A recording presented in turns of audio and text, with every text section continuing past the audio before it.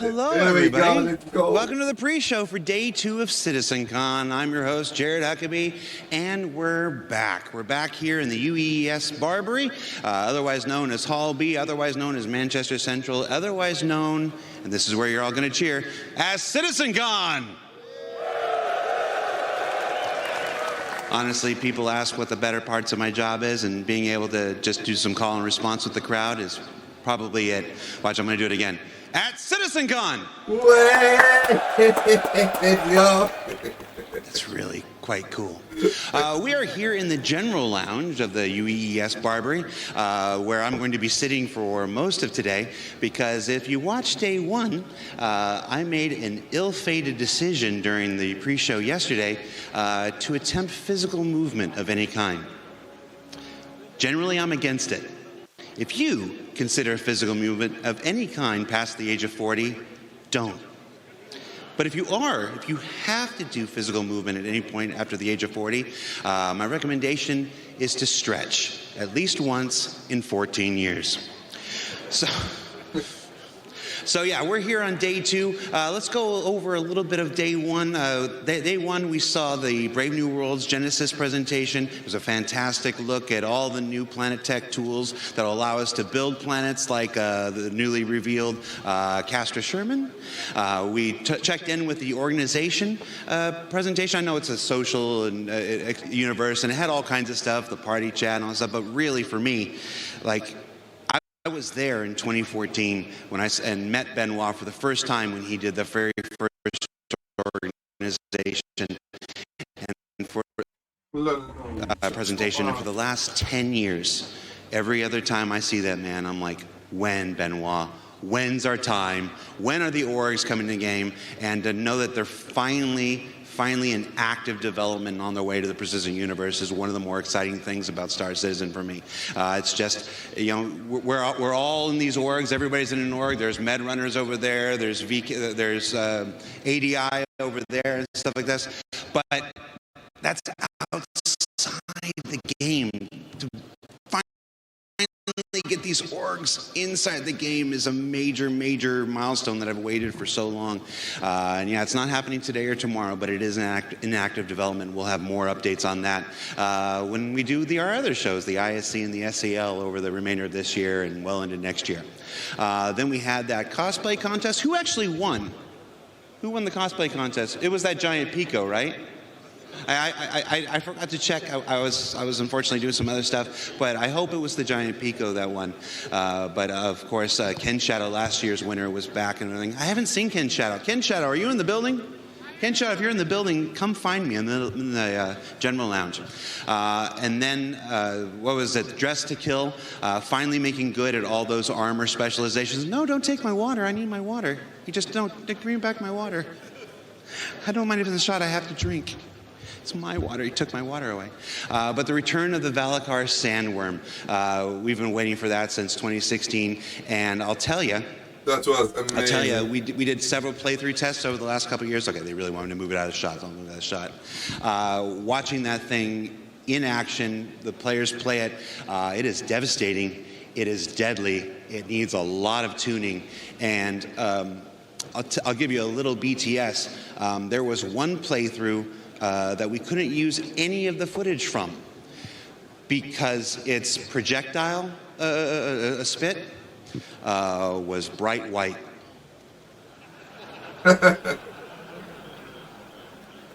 And I won't elaborate on that. You can use your own minds to wonder why we didn't use that.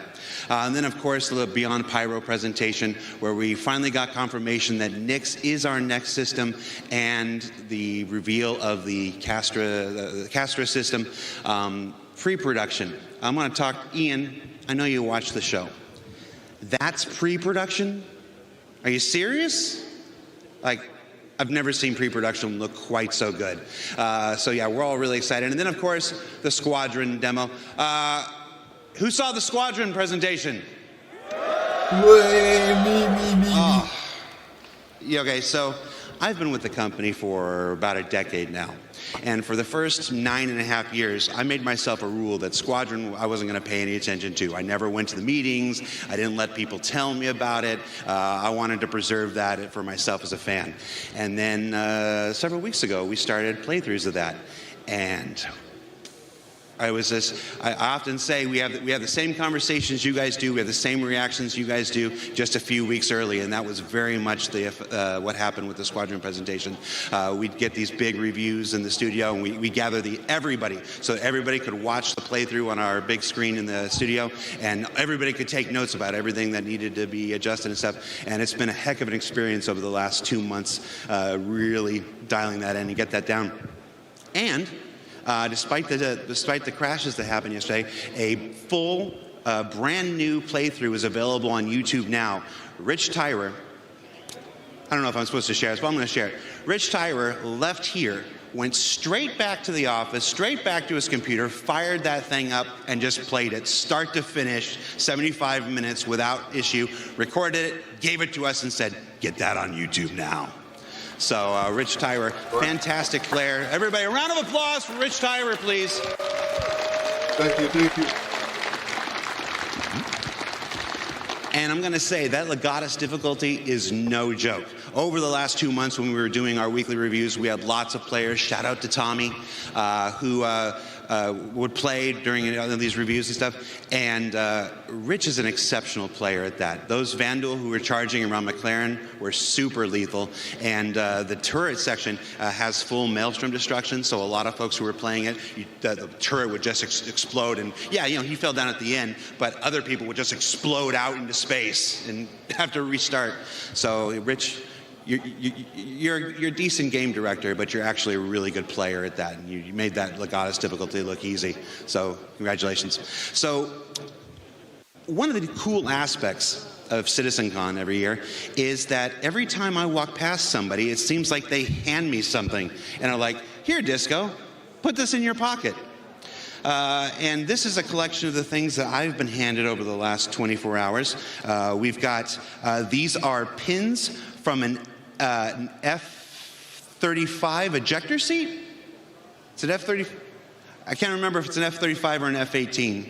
I know those numbers are not remotely close, but I'm very tired. But these were pins from an ejector seat. We've got a bottle opener. You can never come to a Star Citizen event without somebody handing you a bottle opener. Challenge coins. We talked about challenge coins last year. Atlas Defense Industries. This is one from CitizenCon this year. Different orgs. This was somebody's personal giant challenge bar, I guess. These are all metal. These are really nice. And then patches. We love patches. Both Tyler Wicken, shout out to Tyler Wicken, both Tyler Wicken and I have a huge board in our office where we collect all the different patches that folks give us. We've got Bar Citizen patches from all over the world, including one of my most cherished, a patch from Bar Citizen Iraq, where it was just 4 enlisted servicemen having their own Bar Citizen quite a few years ago. And then there's some curiosities, like this guy. I don't know, I asked him what I was supposed to do with this when he handed it to me, and he said, "Put it in your mouth." I understand that's what a poo lolly is for, but we'll do that after stream. Maybe. And then, of course, shout out to the Med Runners. I'll tell you, Med Runners, one of our favorite orgs in the game, dedicated just to helping other people. I ran into the Med Runners at breakfast this morning, and because I had a long, painful walk into the studio, they literally put me in their car and drove me to the event today. So shout out to the Med Runners, helping people in the game, helping people out of the game, doing the kind of things that we love. So, and this was very cool. I don't know what this says. I think this is the manufacturer. I think this is the manufacturer name. This is Gattac or I can't think of the name of the other one right now. And then this weird Copion thing. So how are we doing on time? Oh, the time's not up there. All right, so one more thing we do before we throw it to Dan and Sam. I wanted to do, back in CitizenCon, our first digital CitizenCon in 2021, I made the mistake of reading online comments after the presentation during the show. And there's nothing I like more than repeating the same mistakes of the past. So our lovely social media team, shout out to Galactica and Mickey, put up a thread asking for your comments about day one of CitizenCon, and let's go through and see some of what people said. Citizen of the Verse said, Castra, my new home. Lovely picture of Castra there. We've got Serious Fun says he loved that the PU got clarity on its next two systems and that the visual fidelity of Squadron 42 is off the charts. Oh, and that Zeus bomber jacket. I'm not wearing mine today. Who's got that Zeus bomber jacket on? Somebody come over here. This thing is amazing. I want to shout out two members of our marketing and merchandise team, Mandy and Kat, who led the charge to get the coolest jacket we've ever made based on an authentic M1A jacket. Again, Mandy and Kat. If you see them over at the merch booth, tell them Jared sent you and tell them how much you appreciate their work on this. They're responsible for all the merch at this year's CitizenCon, and I've been to 10 of these things, and I feel like this is the best merch we've had. I'm wearing the new blackout hoodie today, and this is a really great material. This is comfortable. This is going to become a new daily driver here. Okay, that's enough shilling for the merchandise. Rick Rate says his favorite thing was the Worm and Sherman and this handsome guy, and there's a gif of Henry Cavill. There at the beginning of our Squadron 42 demo. Let's see. Cosmic D says he loved the dynamic weather demo. All right. Do you know making videos for Star Citizen is hard? Making videos where the environment is actively trying to crack you is very, very hard. Like, none of that was faked. We got our poor guys, they got into that Zeus and took off, and you saw how it struggled to lift. That wasn't fake. That was the actual dynamic weather system pushing down on the ship and saying, no, you ain't taking off. And then they managed to get it off and then managed to fly in a straight line and stuff like this. Is that for me? Oh, they want me to wrap up. How rude. How rude. All right, so we'll read one more comment, and then we'll pass on. We're not going to read that one. We're not going to read that one. You don't even know my mom. Okay. Uplink says, my favorite part was when the sandworm said, it's sandworming time, and then sandwormed all over those guys. We remember it exactly the same, Uplinks. All right, so that does it for me. I'm going to throw it to Dan and Sam, who I believe are over at the Sim Pits, and see what kind of hijinks they're getting into. Guys? Hi, everyone. Welcome back to CitizenCon Day 2. Woo! I'm Sam, and if you didn't meet me yesterday, I kind of do some voices and stuff. I also flew a carg. But I am supposed to be here with Dan, and for some reason he's not popping up like he did yesterday. Hang on. I think I can smell incompetence. Oh, Dan, there you are. Come on. Are you doing okay? No, I'm not doing all right. Look at this. I'm keep blacking out. Dan, I don't think you should try playing this game. I don't think I should either, but it's so fun. If you guys are here on the show floor, these Monster Tech Sim Pits are really haptic. My ass is vibrating right now with the ricochet of bullets hitting my rear. Dan, shall I take over for you? Please take over. Okay, maybe I'll give him a break. Come on, Dan. All right. Help. Thank you. Turns out, not very good at video games, and Sam's really good at video games. So this is gonna go well. Yeah, let's see you get in. All right, well, maybe it's not so easy. Maybe it's not so easy.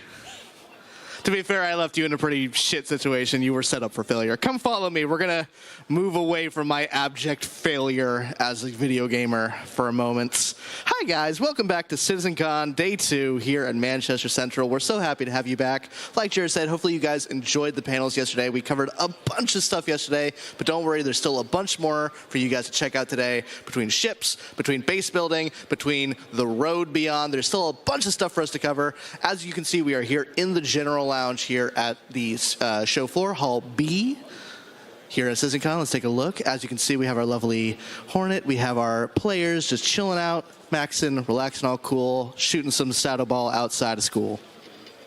When a couple of duel who were up to no good started making trouble in the neighborhood, we got in one little fight, and Captain Bishop got scared, or Admiral Bishop got scared. We said, Squadron 42, release date 2026. Who is hype about that? Awesome, guys. We are going to be covering a bunch of stuff here today. We have a bunch of community booths still to cover. We have some awesome models to show off here on the show floor as well. There's still so much more to cover, and I'm really excited. We only have a little bit more time together, though. I want to make sure you guys are taken care of, and hopefully you guys are having just as much fun watching the show as I am running it. Now, as you can see, we have our themed stuff. We didn't really get into the theming last year. I want to get down into sort of the micro this time. So let's take a look at the outside of these booths. As you can see, we have Bioticorp Waste. We have the Robber Space Industries. Come follow me a little bit. We're going to go a little bit into the community booth area, just a little bit. As you can see, we have this problem in the verse as well. Get a look at that. People just stacking up their med boxes. Wasteful. Wasteful. For shame. Throw it away. Littering. Hi, guys. Come follow me. We're going to make our way out. Hi, everybody. We're making our way through. Guys, it has been such a pleasure to be back at CitizenCon. In case you don't know who I am, my name is Dan Halbrick. I'm the community producer here at Cloud Imperium Games. I produce our community managers. That's Jake Acapella, that's Freya, that's Christian, that's Ulf, that's Niku. All the people who you guys interact with on Spectrum, on Twitter, X, who cares what it's called these days. I help produce those guys and make sure they're giving you guys the updated information, chatting with you all, and it's been such a pleasure getting to actually get to know you guys as well. You guys have been so amazing here at CitizenCon this year.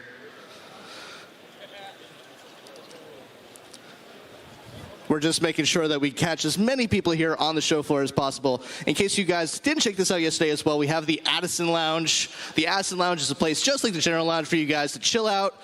Make sure you guys are getting a drink. If you guys have a VIP ticket, you guys have special access to bar and refreshments here as well. You guys don't have to wait in the long line. Make sure you guys are checking that out as well. Yui, thank you for your service. We have that huge United Empire of Earth timeline as well, going all the way back to 2137 to the pretty near recent future of 2950. That's only 4 years ago based on our in-lore world. And I think that's pretty much it. I mean, obviously we have the Hornet. We've covered that to death, so I'm not going to cover it, but it still looks pretty cool. Now, I think we're ready to throw over to our first presentation, so I'm going to throw it back over to Jared. We'll see you guys later for some more community booth stuff. I'll see you guys later. Thanks for watching.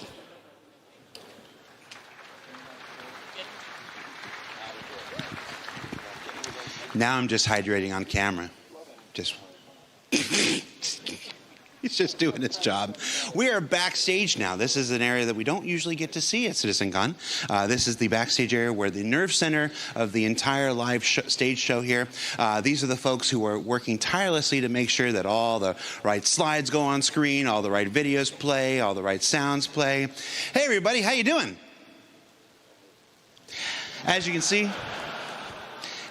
they're very, very focused. You excited to be here? Consummate professionals dedicated to doing their job. Hey, how am I doing?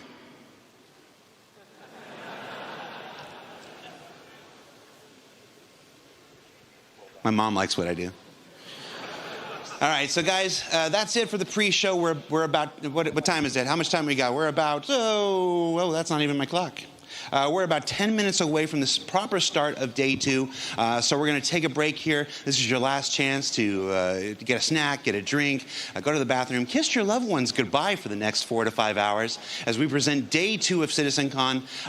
It's a different beast. Yesterday was the universe that we create. Today is dedicated entirely to the destiny that you're going to build. So stay tuned. You're not going to want to miss it, and I'm really, really excited about today. So thanks for watching. We'll see you in about 10 minutes, everybody.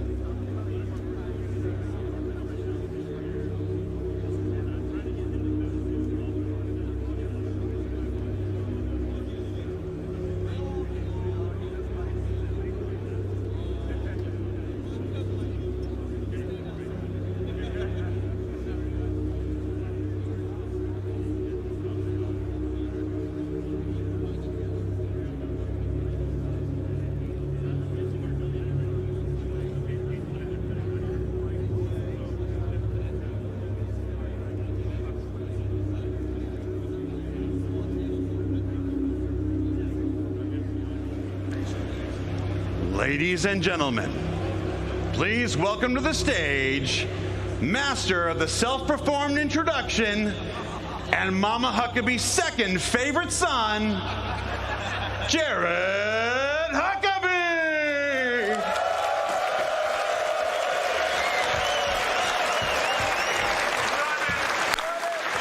Hello, CitizenCon!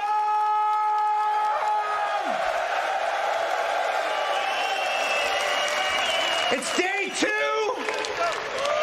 We liked it so much the first time, we're going to do it again. Now, as the last guy during the pre-show said, day 1 was focused on the universe that we're creating. Day 2 is all about the destiny that you forge. Now, a little history lesson here. Back in 2015, the Persistent Universe was first launched. I think it was November or December and whatnot. Everybody remember Port Olisar?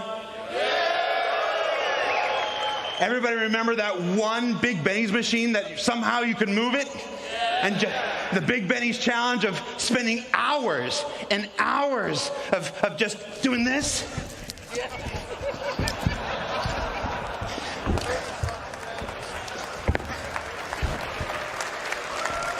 Trying to get that thing upstairs, downstairs, back into the hab. Shout out to Bad News Baron if you're watching. No, those were the days. Now, since that time, the Persistent Universe has grown. It's expanded. 3.0 arrived, and it had a whole bunch of new planets and moons and stuff like this. We've got Microtech, we've got Hurston, we've got Area 18, and what's the last one? We got Lorville. If you live with the developers, they still call them Stanton 1, Stanton 2, Stanton 3, so it's hard getting the two realities to reconcile in your head. But since this time, you've all been visitors. Yes. You've logged in, and you've done your thing. You've gone on adventures. You've fought some Xeno threat. You've mined some barrel, apparently, a whole lot of barrel. If we're looking at that trivia from yesterday. But this entire time, you've been visitors. Starting next year, you stake a claim in the Persistent Universe. Next year. Starting next year, the Persistent Universe truly becomes yours. Nice. Next year, base building. Okay. And we have got a handful of gentlemen to tell you how they're going to do it, how you're going to do it, and how amazing it's all going to be. So please welcome to the stage, Design Director for Star Citizen and Squadron 42, one of my dear friends, one of my DMs. Hey, when are we playing again? That's not a good look. All right, please welcome to the stage, Design Director Rick Porter. Oh, yeah. Thank you. Thank you, Jared. And thank you, CitizenCon. It is an honor to be here. Yesterday, we presented the verse that we're creating for you. We shared new tech, locations, creatures, giant worm, social features, things we're doing with orgs. We even played the first chapter of Squadron 42 live. How great was that? Yeah? A few minor glitches, but nothing we can't sort out. So today, we got something just as exciting to talk about. But instead of focusing on what we're creating for you, we want to show you the world that you can build. With crafting, we're going to give you the tools to create your own loot, to build your own home. Crafting will fundamentally change not only how you play the game, but why you play the game. Oh, my God. So, what is crafting? Why does it matter? Why should you be as excited as I am about this? Well, first off, crafting is a profession. It requires its own set of tools, the knowledge of how to use them. Crafting offers progression.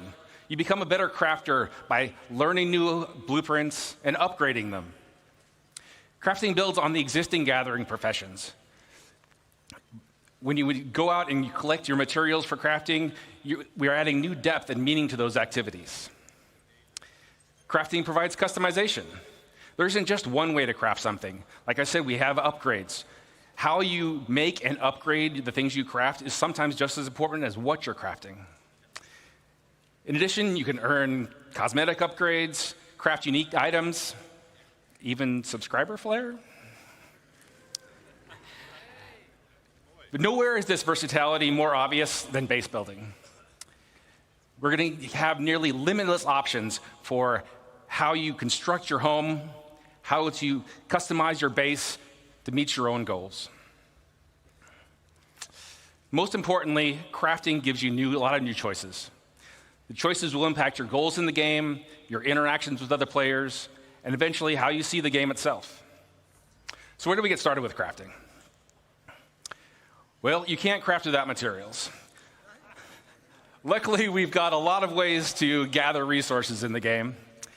And crafting is designed to complement and expand on all of these existing gathering professions, as well as future additions. Let's take a closer look at mining as an example. We've got hand mining and vehicle mining and ship mining. That's a lot of mining. But with crafting, we're going to introduce a lot of materials. So there's not just more to mine, but we're also going to specialize. So for instance, each type of mining will have its own unique materials to gather. Gathering specific materials efficiently will require you to use the right gathering profession. Let's talk about refining. Currently, only mining resources can be refined, but doing so allows you to turn them into more valuable processed resources. With crafting, we're going to expand refining to include options for all raw materials. In addition to expanding the variety of materials you can gather, refining lets you create processed materials that you're going to need to craft your upgraded blueprints. So now that you've gathered all these materials, what do you do with them? Currently, your only options in the game really are to sell them to a shop or maybe complete a contract. Adding crafting into the game radically changes your options. You can still mine, refine, and sell your resources, but now you have the option to make valuable and unique items, weapons, armor, even vehicles and ships. What the fuck? That's Right? crazy.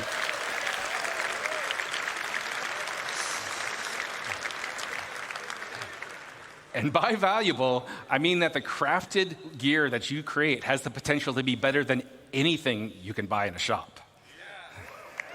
Why? Wow, da kan jag stick with some shop. But crafting just doesn't end with shiny new gear. Think much bigger. Crafting enables you to build your own home among the stars.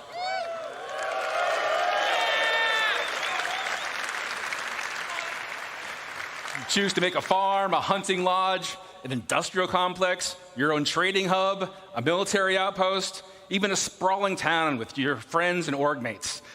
No way.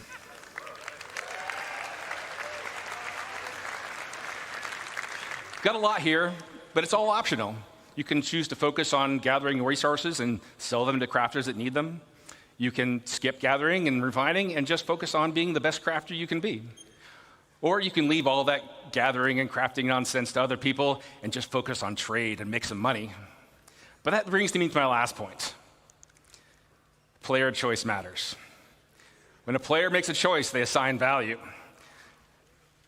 Players' choices about crafting and base building will drive player trade.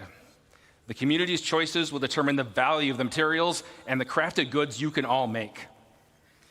The game will still have its own shops and economy alongside players, but now you'll have more options about where you invest and how you prosper. Now, I've given you a nice overview of what we're working on here, and we have a lot more planned for the future. But now that you're familiar with the big picture, I want to introduce some of my fellow developers to come up on stage. They've got exciting details to share with you about the specifics of our new crafting systems, important gameplay improvements, and most exciting, I think anyway, an update to base building.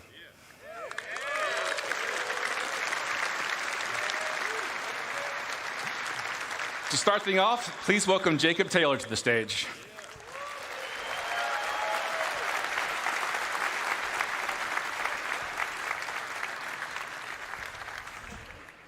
Thank you, Rick. And hello, CitizenCon.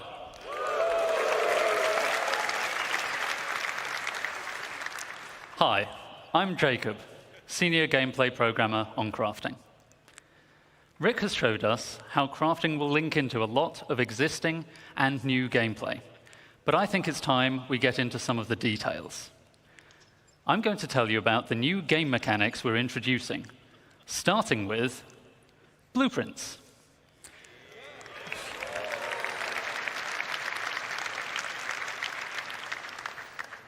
Before you can craft anything, you'll need a blueprint. Blueprints provide the recipe to perform all kinds of crafting processes, including refining. You can acquire blueprints through various activities. Some you can buy, some you can find, and some can be unlocked or earned in other ways.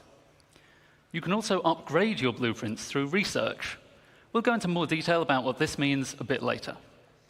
So, blueprints are the recipe, and Rick already told us the materials you gather and refine will be the ingredients. But there's a bit more to it than that. We have a new concept for materials, material quality. Nice. Quality is a property we're adding to all resources you can gather. That's an abstract measurement of how good it is at being whatever it is. You can think of this as the purity of a metal, or the ripeness of a fruit, or something along those lines. This quality will be carried forward from raw resources through the refining process to influence what that batch of materials is best used for in crafting. High quality is more desirable overall, but is more rare, and there are still important uses for low-quality materials. More on that later.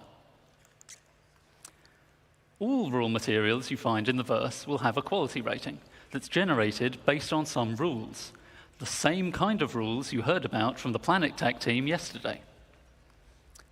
You'll find the same material in many places, but with varying qualities, so you might want to explore to find the best. Some materials that are already rare will be even more valuable if you can find them with high quality. But what's quality for? It's for item stats. Alongside quality, we're introducing a new item stat system to the game. It's so beautiful! Let's go! Wow!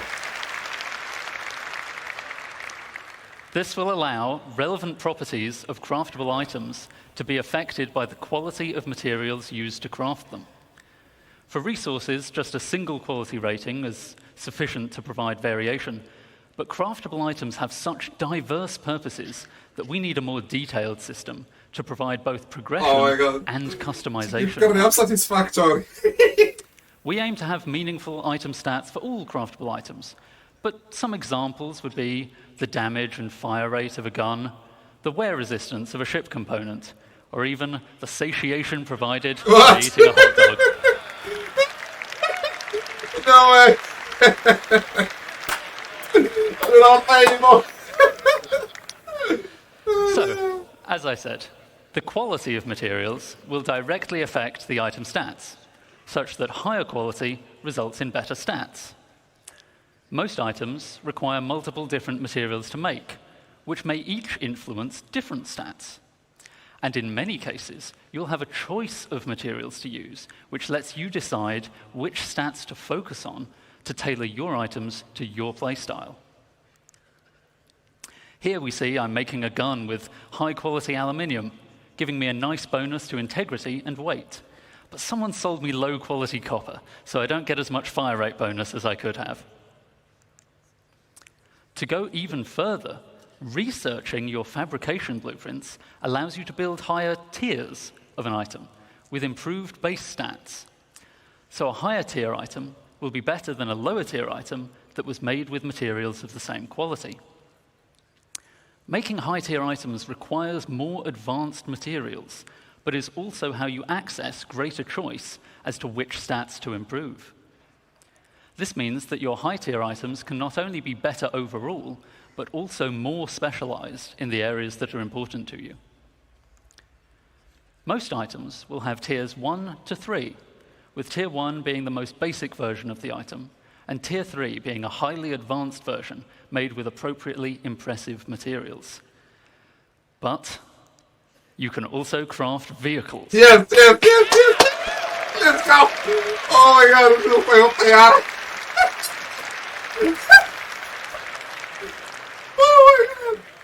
And vehicles are so important that they will go up to Tier 5, providing a way for you to really invest in making your favorite vehicles excel. Of course, many of you have already bought your favorite vehicles, so you don't really need to make them from scratch, right? Or maybe you've pirated, salvaged, or otherwise commandeered a vehicle. Not to worry, you can still benefit from crafting by using an upgrade blueprint to increase the tier of an existing vehicle, including... اوه اوه ما يمكنش. including the usual stat improvements and customization. No. Upgrading a vehicle can save a lot of time over crafting it from scratch, so it's a convenient way for established vehicle owners to bring the benefits of item stats to their fleet. No way. Let's take a look in-game at the difference it makes to have high-tier equipment made from high-quality materials. See how the recoil is reduced on our high-tier gun. The spooling is faster on a high-tier quantum drive. No way.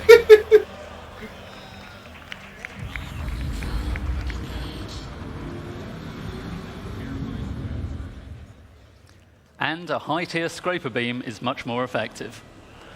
Oh. Nice. This is nice, to be honest. Donc كل الجيم بلاي كامل كيتأثر على شو اسمه. That's an overview of crafting's key game mechanics. I'll now hand over to Torsten to walk you through the full crafting process. Thank you, and have a good day. Nice, man. Oh my god. I can't wait to take... Oh my god, I can't wait. Torsten. Thank you, Jacob. Hi, I'm Torsten, lead system designer of the CGP system design team.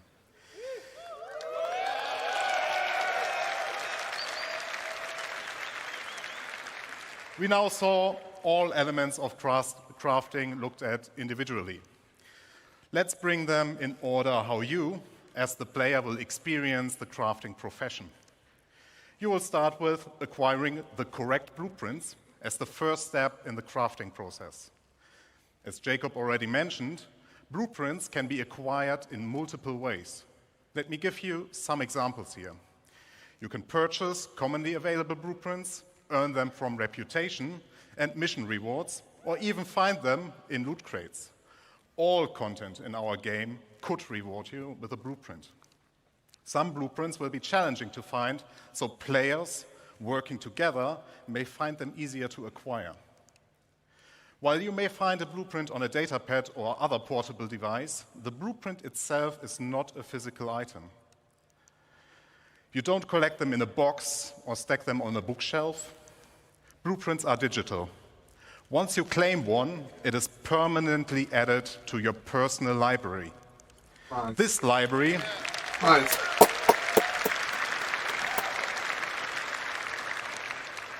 This library is persistent to your character, and every blueprint you claim is yours forever. They cannot be stolen or traded once claimed. But it does not just end with acquiring blueprints. Those tiers of quality that Jacob mentioned are unlocked through blueprint research. Research requires a research data bank which can upgrade your blueprints. Upgrading here means that you unlock a blueprint that allows you to create a better, higher tier version of the same item using more advanced materials. Note, you will still have access to the lower tier versions if you want to craft the cheaper version. In order to upgrade a blueprint, you may need to perform certain actions. In this example, we need to craft 100-volt pistols and have one with a higher fire rate. Other examples would be collect resources, complete missions, or acquire research data from the Science Guild. Research is time-intensive, in addition to the action requirements.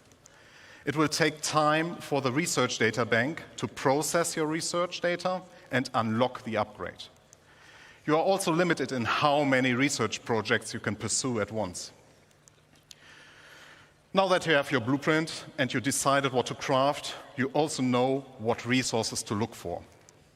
Every blueprint you find will have unique requirements in their resource needs. It will not just be you need iron.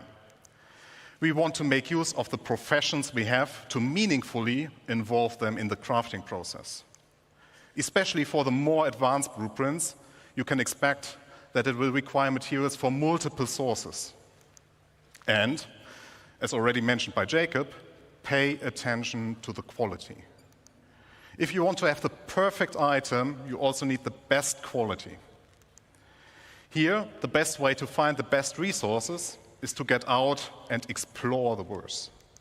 If you want to find the best hidden materials, then you get yourself a top quality radar. Once you collected the raw materials, the next step is refining them.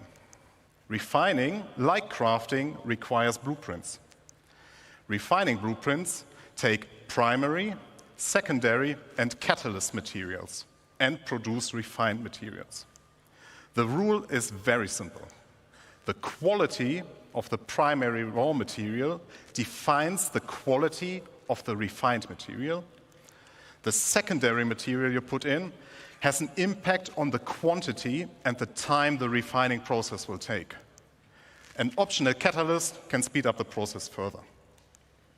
Let me give you a simple example. If you want high-quality steel, you need to put in the best iron you have in the primary slot. You can put any quality coal in the secondary slot without affecting the quality of the steel. But the quality of the coal will influence how much of it you need to produce steel. As an example, if you put in low-quality coal, you might require 4 SCU of coal versus high-quality coal that only requires 2 SCU. This is one of the important use cases for low-quality materials that Jacob mentioned. You can use refining stations in the world as they will be converted to this new process. You can build your own refineries for yourself, you can get your org to help you out, or you can simply trade for the materials that you need on the open market. Now, we are reaching the final step. You got the blueprints, you gathered resources, and refined materials. Now you can create the item you want. And this item can be anything. You will be able to craft anything from FPS equipment to vehicle components, even entire vehicles and buildings. You just need access to the relevant crafting machine. Nice. Talking about crafting machines. We will have a variety for you that differ in what process they can support, like a refinery or a dedicated vehicle crafting machine.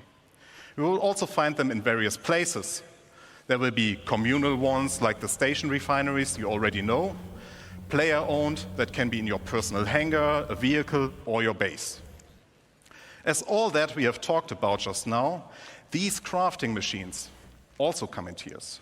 Here, the tiers will affect how well those machines do their job.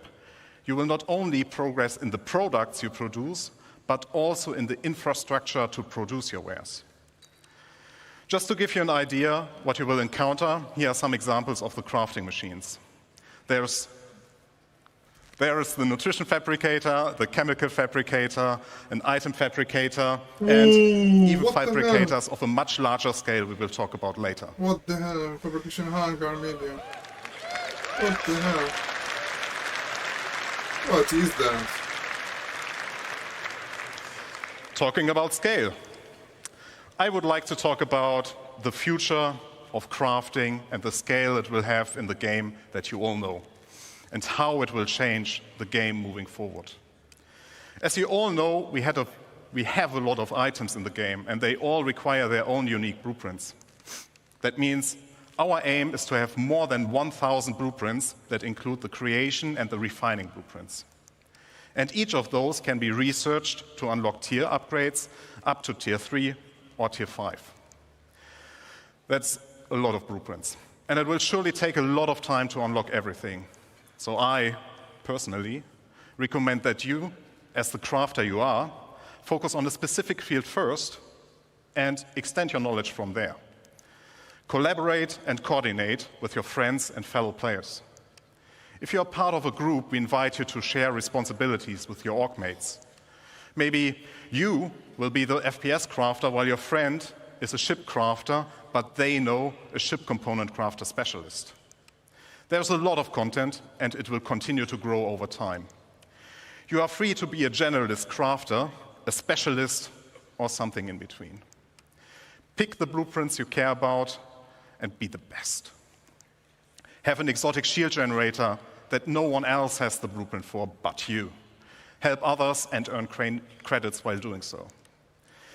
It is a real profession in the game that will benefit from your dedication and attention. As you can tell, crafting will have a huge impact on everything in the game. Even if you do not want to get actively involved, at some point you will stumble over a weapon that got crafted by someone else and you will be using it.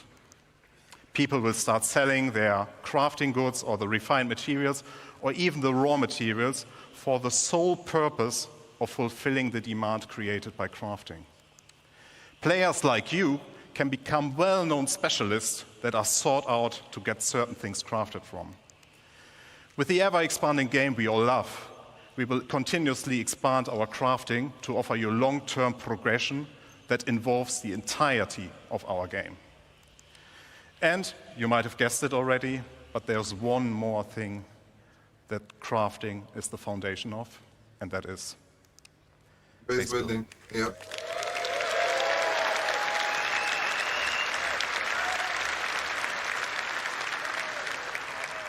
I will now hand over to Luke. Enjoy the second part of this presentation. Thank you very much.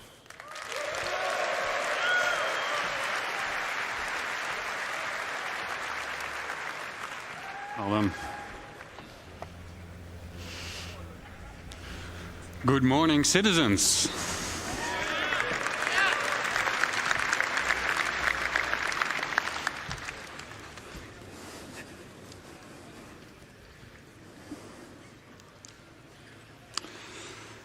Who's excited to start talking about this next topic? Me. Yeah. Let's get into it. My name is Luc Gijsbertse. I'm the lead environment artist on base building structures. Now that we have an understanding of the fundamentals of crafting, thanks to Jacob and Thorsten, we can explore how crafting is the foundation of base building. Up until now, everything in the game we made for you. From here on, we will give you the tools to build your own stories, your own homes, and truly make the universe yours. Join me on a journey on building our own habitable home on Pyro. Keep in mind that the following footage is work in progress, including its UI, design, and visuals. And we're super excited to share this with you. Nice. We found a beautiful location by a lake. This is where we'll build ourselves a home. To do Okay. so, we need some resources and the construction graph card. The construction graph card allows us to survey the land, claim the land in a lawful system, and it allows us to build structures. As we've already found the location and don't need to claim land in lawless Pyro, we can straight dive into building our base. Keep in mind, the following UI is work in progress. What the heck? What the hell? There are no people. A survey drone that deploys from the top of the card gives us a controllable augmented view of the land. In the new structure mode, we'll pick a small basic structure and hit construct. For this demo, the construction will be instantaneous, but in the final product, this will take you quite some time.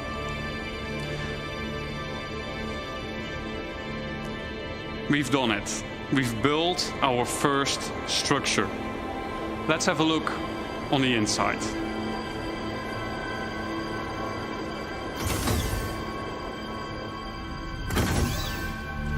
As we walk into the small basic structure, we see an empty interior that is dimly lit. It's up to us to define what we will use this space for. In our case, we will want to make it into a home. We can see that the lights are still off, and that is a problem, because no lights means no atmosphere, no breathable atmosphere. So it's not ideal to live in. So how do we solve this issue? We can improve this by providing the building with power. Let's see if we can build something that helps us out. But before we dive into more building, let's take a quick moment to enjoy the freedom that the survey drone provides us with and admire the aesthetics of our first structure. And I wonder what Declan was up doing there. Keep in mind that base building is still work in progress, but what you're seeing right now has been recorded directly in the client and works seamlessly between first person and the building mode. Okay, enough. Back to base building. In the list of new structures, we see a small fuel generator. That is something that could solve our problem, I think. Power providing structures need to be hooked up to other buildings inside construction ER mode, but we'll explain this later. The fuel generator is one of several structures that provides power, each with their own benefit and drawbacks. Fuel power is quick and easy to build, but it requires a constant supply of fuel besides its regular maintenance. If a structure is not maintained, it will halt its activity. Players will need to maintain fuses to keep the building operational. The better crafted fuse, the longer it lasts. This is where the fuse goes on this building. Next up, we have a terminal that gives us access to the status of our building. And, more importantly, we get to activate it here.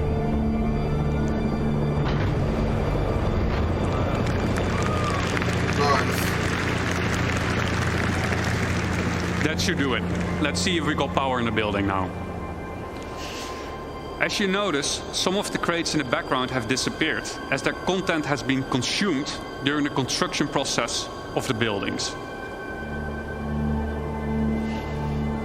And it looks like Declan is now hooking up the power to the building.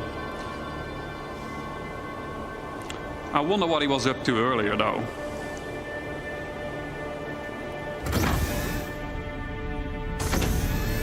Wow. Declan has been busy decorating the place. As we can see, the lights are now properly working. We got atmosphere, and we can start to use the item fabricator now that there is power. Always handy in case we need a fuse. Let's have a quick look at what we've done so far. We've decorated the place. We made it our own little home. We hooked it up with power. I would say we have a place that we can live in. It might not be much, but I think it's just enough to call it a home. Thank you.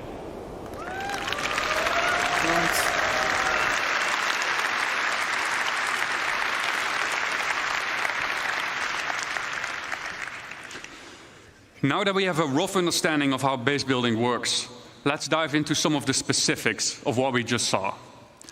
The construction graph card is one of 4 devices used for base building.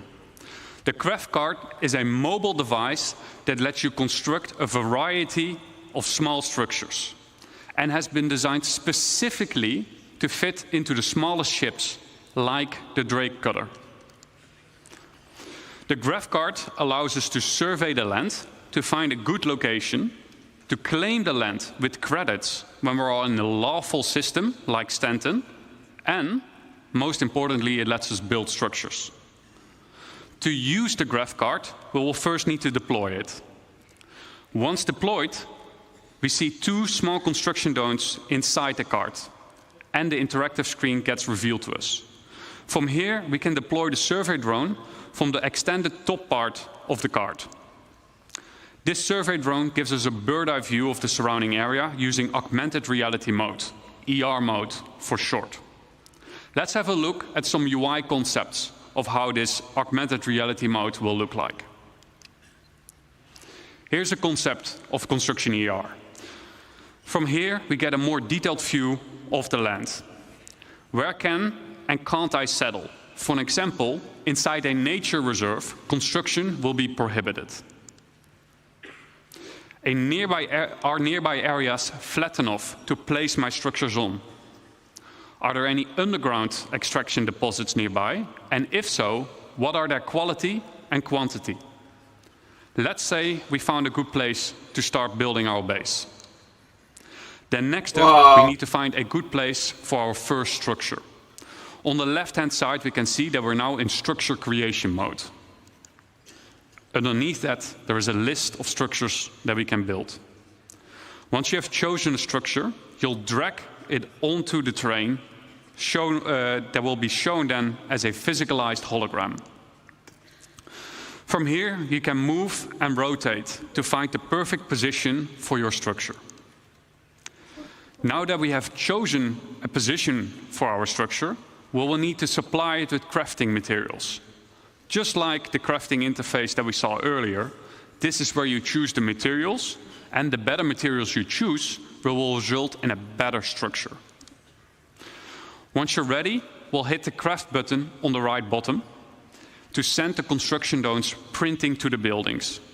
The automated construction drones will take off from the construction graph card and fly to nearby resources to fill their internal storage and then fly over to the construction site to print the building until their internal storage has been depleted. The construction drone then repeats the loop by filling its internal storage again by nearby resources. Printing buildings will take some time. Keep the construction supplied so that you don't delay the process any further. Let's say our building did just finish printing, then what? Then we need power. We need to power the building. All structures will have an unpowered and a powered state that we can manage inside the resource manager. To provide structures with power, we can easily link generators to structures that need power in the resource management menu within Construction ER. We can also link multiple buildings together. And we can assess the power consumption and shortage of, inside this resource management screen. Keep in mind that operational structures, like power generators, require maintenance of their fuses and sometimes need supplies coming in and going out to be managed. Now that we have a structure and power, what can we do next? Then we can actually upgrade our structure. Structures can be upgraded from tier 1 till tier 3. The better material you provide, the better the improvement will be. Just like Jacob and Thorsten explained in the crafting presentation. Tier upgrades can, for example, improve the structural integrity of the building or make its resource consumption more efficient. To really make your base feel like home, you will want to decorate your base with a wide variety of furniture pieces that can be bought, crafted, and found in the universe. It's up to you to define what you want this space to be. Do you want to decorate it as a hospital? Do you want to make it into a workshop? Do you want to make it into a luxurious bedroom? It's up to you. Furniture can easily be placed and moved using decorative ER mode as a hologram. This is so your furniture can easily fit through doors. This feature is accessible through nearby construction devices, allowing you to place down furniture pieces or even crafting machines that otherwise wouldn't fit through the door. And you get to place them directly from your local inventory. The less trusted among you, or anyone settling in Pyro for that matter, may want to mag-lock their furniture into place so that only you and your friends get to rearrange your decorations. And best of all, decorative ER is not exclusive to base building and can also be used for personal hangers and ships. Nice. That's so cool.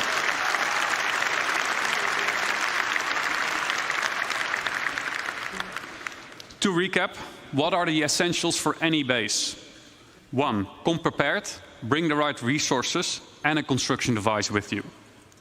2, use the resource manager power generators to make your base habitable and functional, and maintain your base with resources and by replacing out worn fuses. And 3, personalize your base, personal hangar and ship with decorative ER.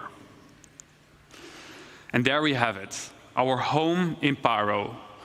Now that we have an understanding of the basics of base building, we'll explore how you can go and make more than just a home.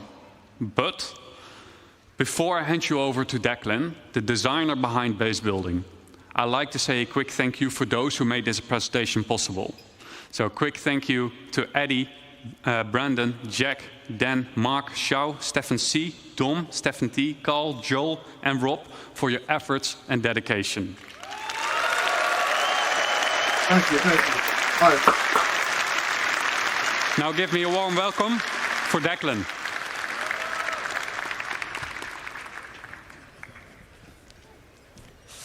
Nice one, James. All right. Thank you, Luke. Good morning, everyone. Morning. My name is Dec. I am the system designer behind crafting and base building, and we've just seen a nice little base, right?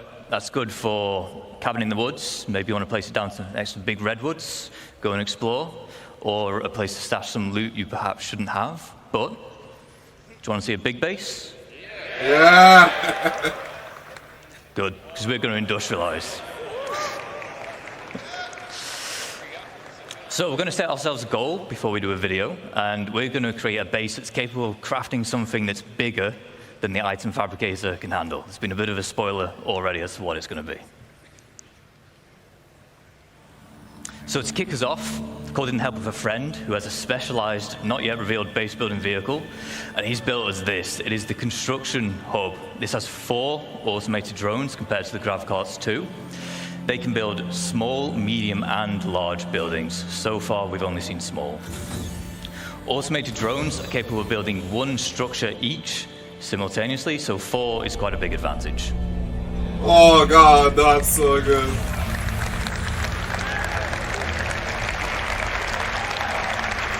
This is really cool. We'll pop into our construction AR and we'll get down a generator, we'll connect some buildings together just so we have a place to call home before we begin.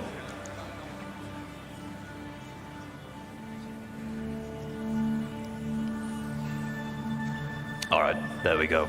So we've settled on one of the brand new underground resource deposits and we're about to exploit it using this. It is our extractors. This particular one is a large, solid extractor. We'll also have liquid and gas, depending on which type of deposit that you've settled on. We have our output grid here, where we're getting all the brand new resources up out the ground.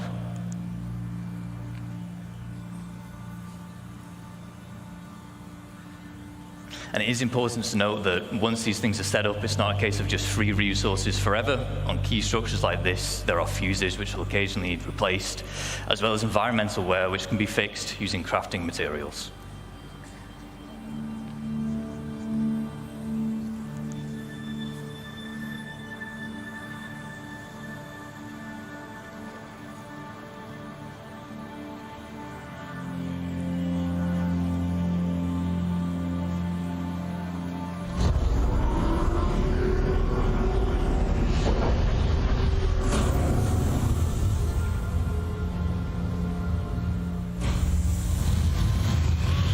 Nice.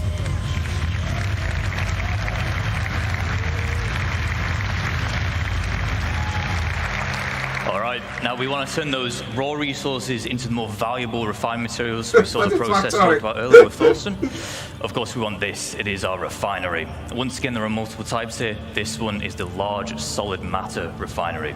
We have liquid and gas again, as well as biological, depending on the type of materials that you're using and want to produce. Refinery has input and output grids. For input, as you might expect, it's for the resources which you're going to consume, and then the output is for the resulting refined goods. This is a terminal where you'd select which blueprint you want to use, and therefore which type of refining method you want.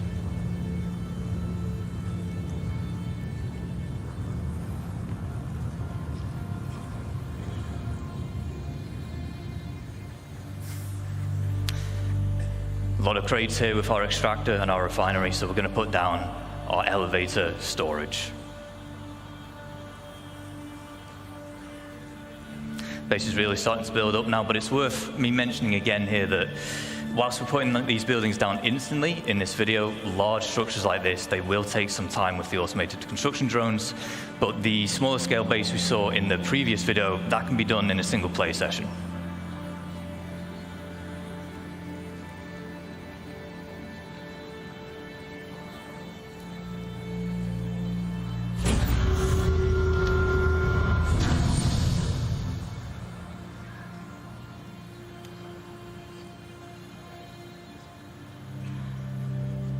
We'll just keep on putting down more extractors because we want as much as that valuable resource out of the ground as quick as possible.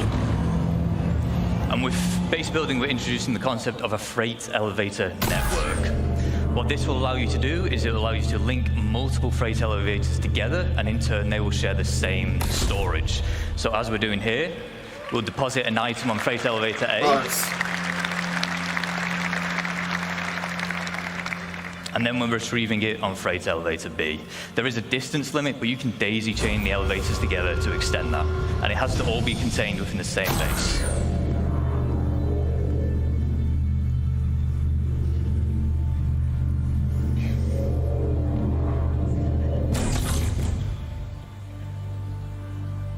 Now, as we expand, we might want to invite more people to join us. This is easy to do. There will be permissions that we can set up, granting people access to our base, and they can even build their own structures if they wish. We can also give them access to existing structures, which is how you can form your org storage using those freight elevators.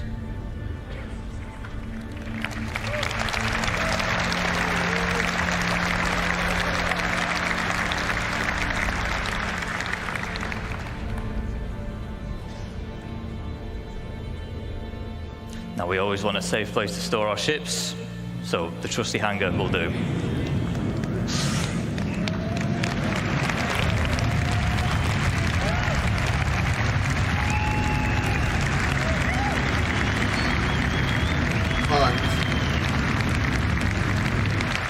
See, it has this large, we call it a foundation tile. It's quite special in that it can actually deform the terrain around it, making it easy to place such a huge structure like this. You can also place other buildings on it, so it's easy for making large, sprawling bases. However, there is one final piece of the puzzle that we need to achieve our goal, and it is this, our very own fabrication hangar. Does anyone want to guess what we're going to build in a fabrication hangar? An Idris, maybe not an Idris, if I'm honest. We'll have a drive around, we'll go to the entrance and we'll see what's in store for us.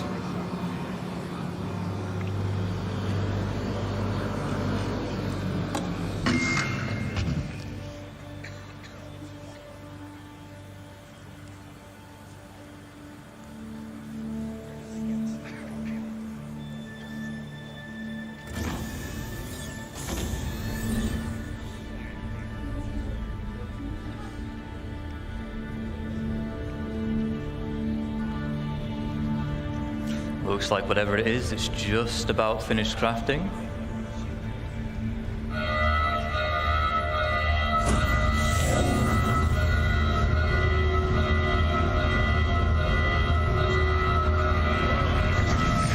Of course, we were going to build ourselves a ship.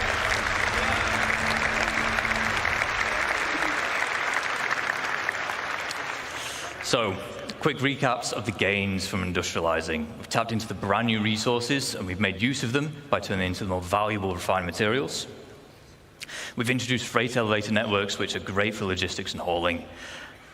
And then we've created our fabrication hangar, which allows us to craft big valuable items such as ships. Now, ships are valuable because you can fly them, you can play content with them, but because they are a crafted item, they can also be sold to other players. Nice.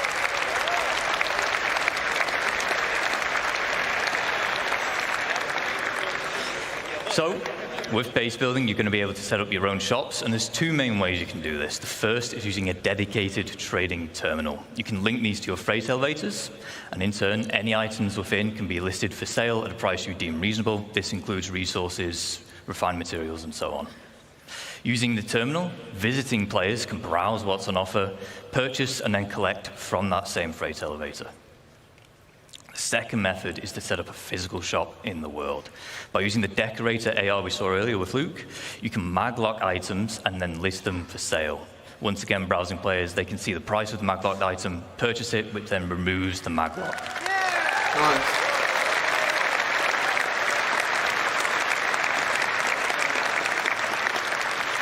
Of course, the nice thing with physical shops is you can genuinely make it feel like a store. You can put items on shelving. You can even go as far as to make your own ship showroom. You can advertise your wares on a mobile pass for UEC. However, it is important to note that the point of purchase will always occur at the base itself. Now that we know how to set up shop, I just want to take a moment to talk about why it's so impactful for crafting and base building the game as a whole. Understandably, throughout this presentation, we've been telling you why you want to craft all these things or why you want to build this big base. But maybe you don't have the time to build a big base and maintain it. Maybe you want to spend your time doing the missions, you want to do your beacons, that's how you want to make your credits instead. Shops mean that you can benefit from the players who do want to spend the time making those bases or crafting those specialist items, and then you can purchase them from them, which is very important because crafted items using high quality materials will be the most powerful in the game. On the flip side, if you do specialize, maybe you end up cornering the markets for a particular item or resource, and your shop will then turn into a hotspot of activity, making you loads of credits.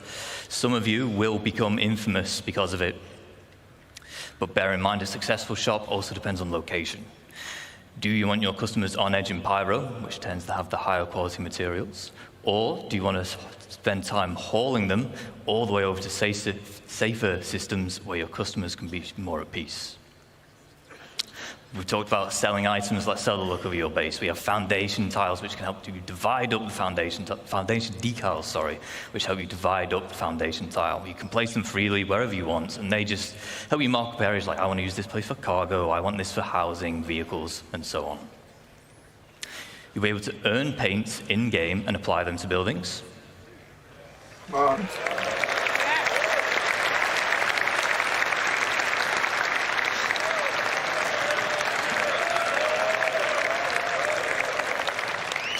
As well as add your own custom text, so if you're part of an org, the blue buildings that have your name are definitely yours. We have some forms of base building which are either still in the design phase or early white box, but we want to share some details. First up, we have farming and ranching. Farming, it comes in two general types. We have our low-tech farming and then high-tech. Low-tech consists of you acquiring the seeds, planting them in the appropriate environment. If you remember back to yesterday, the Brave New Worlds, we had soil types and such now. That'll play a part. As well as supplying them with nutrients and then just harvesting them when they're grown. High-tech, it's a bit more involved because you've got to make the hydroponic buildings we see here, but in return, you'll be able to grow exclusive strains of plants. Ranching will allow you to keep herds of animals. You'll have to provide them with feed, water, and shelter, but in return, they will provide you with produce. Not every animal can be ranched. I don't really see a sandworm ranch anytime soon, but the quasi-grazer will, of course, will. Not yet. Maybe. No.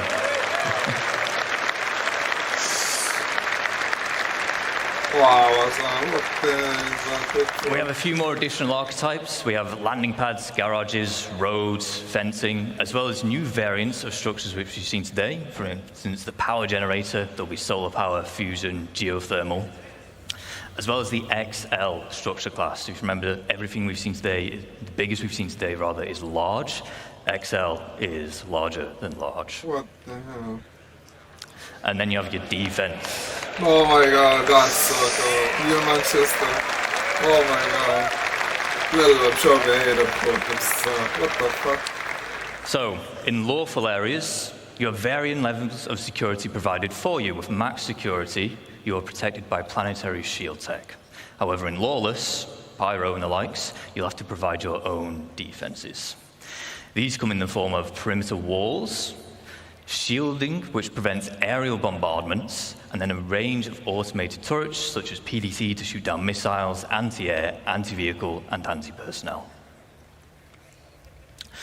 To round up, whilst we spent this entire time talking about how you can expand a single base, you can of course have multiple. These can be across a single planet, moons, across multiple systems. There are advantages and disadvantages of locations and base types. For example, in lawful areas, you'll need to buy your land for UEC, pay a tax to be able to build, and then you'll gain protection in return. In lawless, no cost. Higher chance of better quality materials, but no security to fall back on. A small cabin in the woods can be great to set up in a single play session with short build times. However, the large base we just saw will take days, weeks, or even months, depending on how big you want to go. You might want to embark on this endeavor as a team or an org. You can set up a base as an org and own it as the org. For this, there will be permissions available, and you can assign roles and tasks. Ultimately, base building can be your main gameplay loop or a supplementary one, depending on what it is that you value.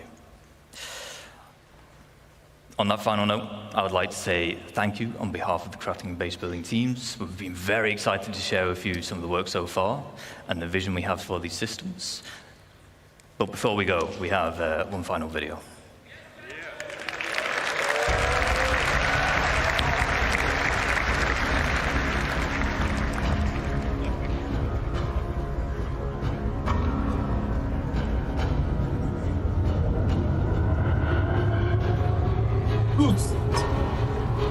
Caterpillar, oh my god, that's so crazy.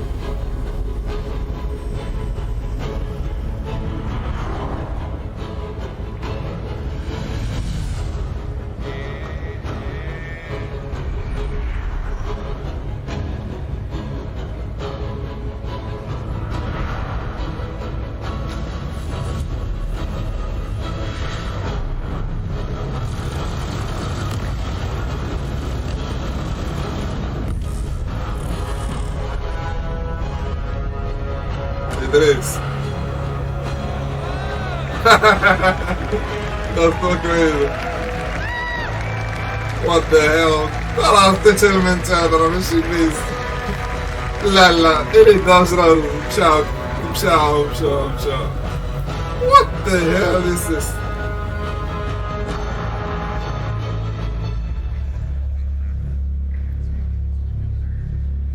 What the fuck is this?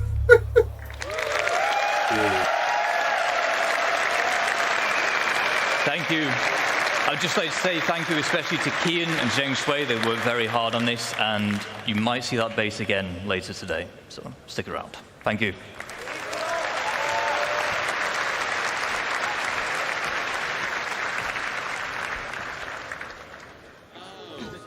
Hello, CitizenCon. I'm Kirsten, your core tech producer, and I'm here off the back of that amazing presentation with Thorsten. How are you feeling, Thorsten? Much better now. That was an incredible view to what players can expect next from crafting and base building. Do you want to tell us a bit more about the crafting system and what players can expect to come next?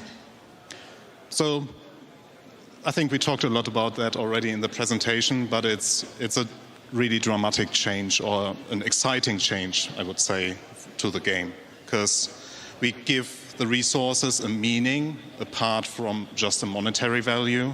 Now, even with the quality system that we now implement, there will be also a meaning to scout for like the perfect material. And of course, you need a bigger variety of the materials to be able to craft the items you need. And especially now with the tiered system that we will introduce, we also give a meaning for you as the crafter or the player you are to invest the time to be the best or the specialist. Because something that is very important to us is that we treat it as a real profession, and we have it as in parallel to all the other professions that we already have.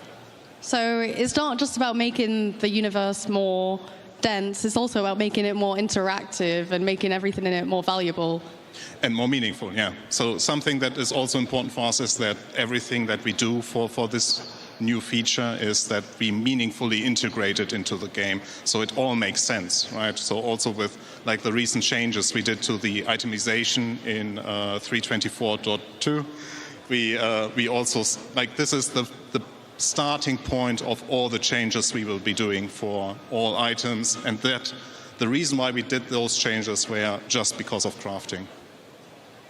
So what impact will the crafting system have on orgs? Well, as also mentioned in the presentation, like, we want to see orgs building an empire of crafting or of manufacturing items and being like the get-to point for players to like go to their base and buy in their particular shops the items that they heard that they have the best, for example, FPS weapon for. And I'm guessing that'll tie in quite well to the biomes we saw yesterday as part of the core engine presentation, right? The biomes will also heavily affect what we do for crafting, because it also will give us a good opportunity to spread around resources in more interesting places, like the giant forests you saw, right? For example, if you have a prospector as a miner, it might not be efficient, or you might not even be able at all to go down into the trees to mine anything that is below it. So you need to grab your ROC or your FPS mining gear to actually grab the resources that you can only find in those particular areas. So yeah, we will benefit a lot from this. Super excited. Well, on that note, how has this CitizenCon compared to previous years? You were at LA last year. How is it to be back here in Manchester? It looks a bit smaller, but I got told it's actually bigger. So yeah, so I really like the location, like the theme it has. I like the community area with the cargo crates. So I think it's really nice. Yeah. Is there any specific highlights so far for your CitizenCon today and yesterday? So it's a very subjective take on it, but I really liked our presentation about the orgs and the social stuff, because I'm part of an org myself. So I really looking forward to better tools to organize our trainings, our works, our events. Do you want to give a little shout out to your org whilst you're here on camera? Yeah, so shout outs to Aras. Nice one. All right, well, on that note, we're going to throw to Dan. Okay, he's live. Yeah. Back to the community booth section here at CitizenCon 2954. We are here back, and we are with some old friends. We are here with Test Squadron. And I want to give a quick apology to my good friend O Lefty. Sorry for calling you D Lefty last year. I promise it's not because D is the first letter of my name and I'm a narcissist, but that's probably why. So apologies for that, but awesome. Chrome Ninja, tell us about Test Squadron and why you guys are back here at CitizenCon. What's Test Squadron all about?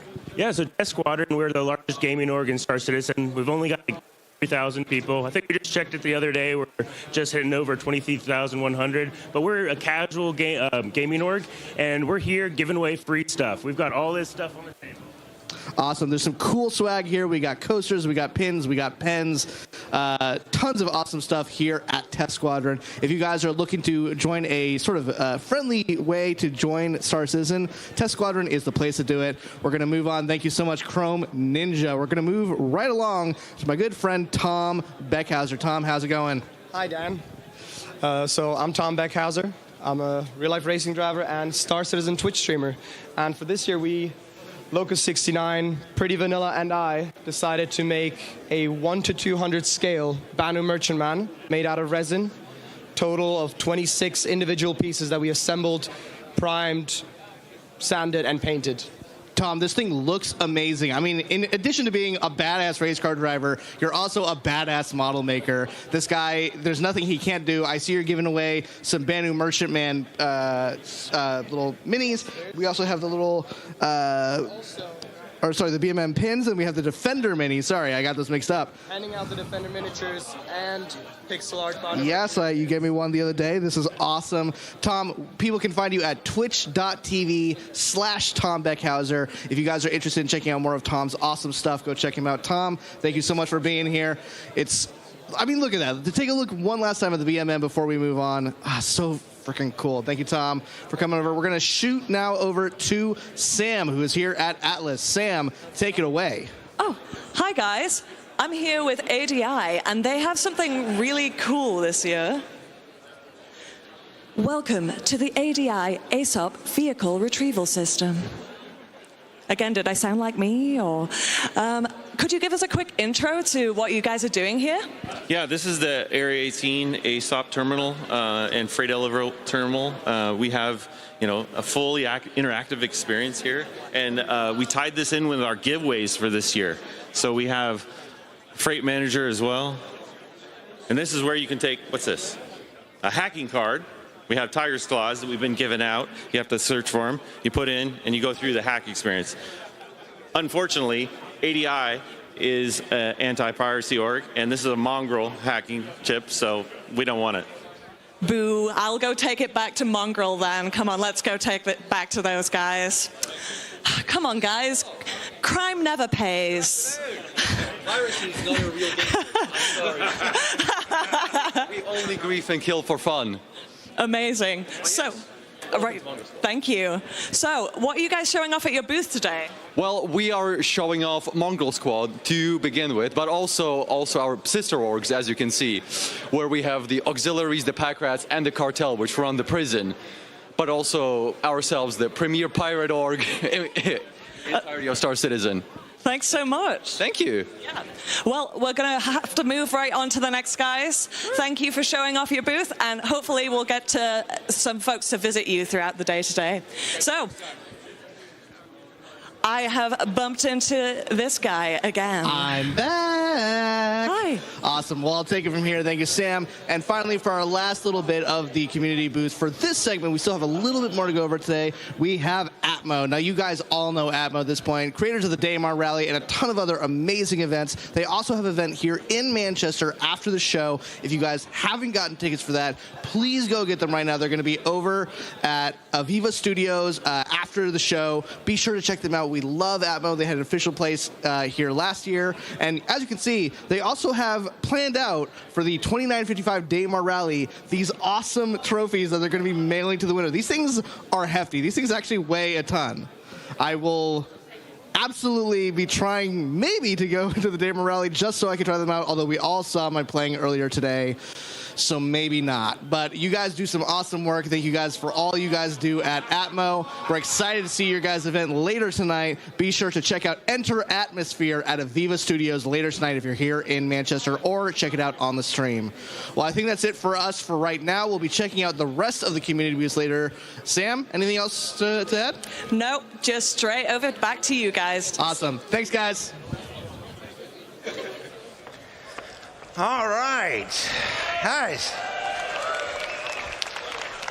Crafting and base building fundamentally change all life in the persistent universe. Just a little bit, right? There's more of that coming later today, by the way. Before I get to my deep honor to introduce two of my favorite people, I do want to call out these lovely little note cards here. You've seen many of our presenters and our hosts carrying them here.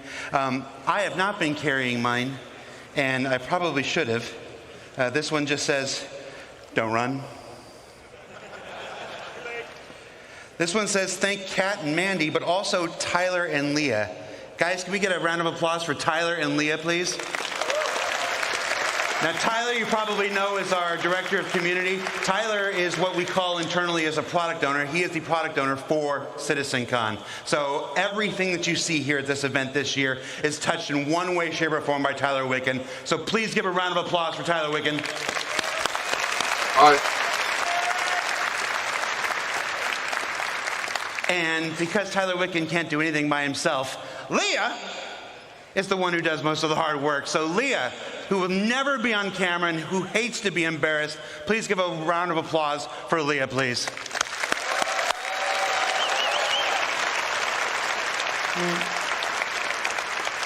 This one just says, "Learn to stretch." This one says, "Don't let the intrusive thoughts out." I almost lost it with that rabbit weasel thing yesterday. This one says, "Hi, Dad." Hi, Dad. And this one says, "Don't run," crossed out, "Don't roll on the stage, dummy." All right. So that's enough for me. Guys, Our next presentation is our annual ships presentation, this year titled Captains of Industry, being presented to you by two people who almost certainly need no introduction, but I'm going to do it anyway. Ben Curtis was born in Manchester. No, I'm just. Vehicle art director Ben Curtis and. John Crew! Gosh. Oh, I was going to do something really embarrassing. All right. John Crew, you're saved. Come on out, John Crew. John Crew. You're lucky they didn't wait. You're lucky they didn't wait. Cheers, Mom. Hi, everybody. It's good to see you all again. Love you too. Excited to be here. In case you don't know me and you weren't listening to Jared there, which I do quite a lot, my name's John Crew. I'm the vehicle director. My name's Ben Curtis. I'm the vehicle art director.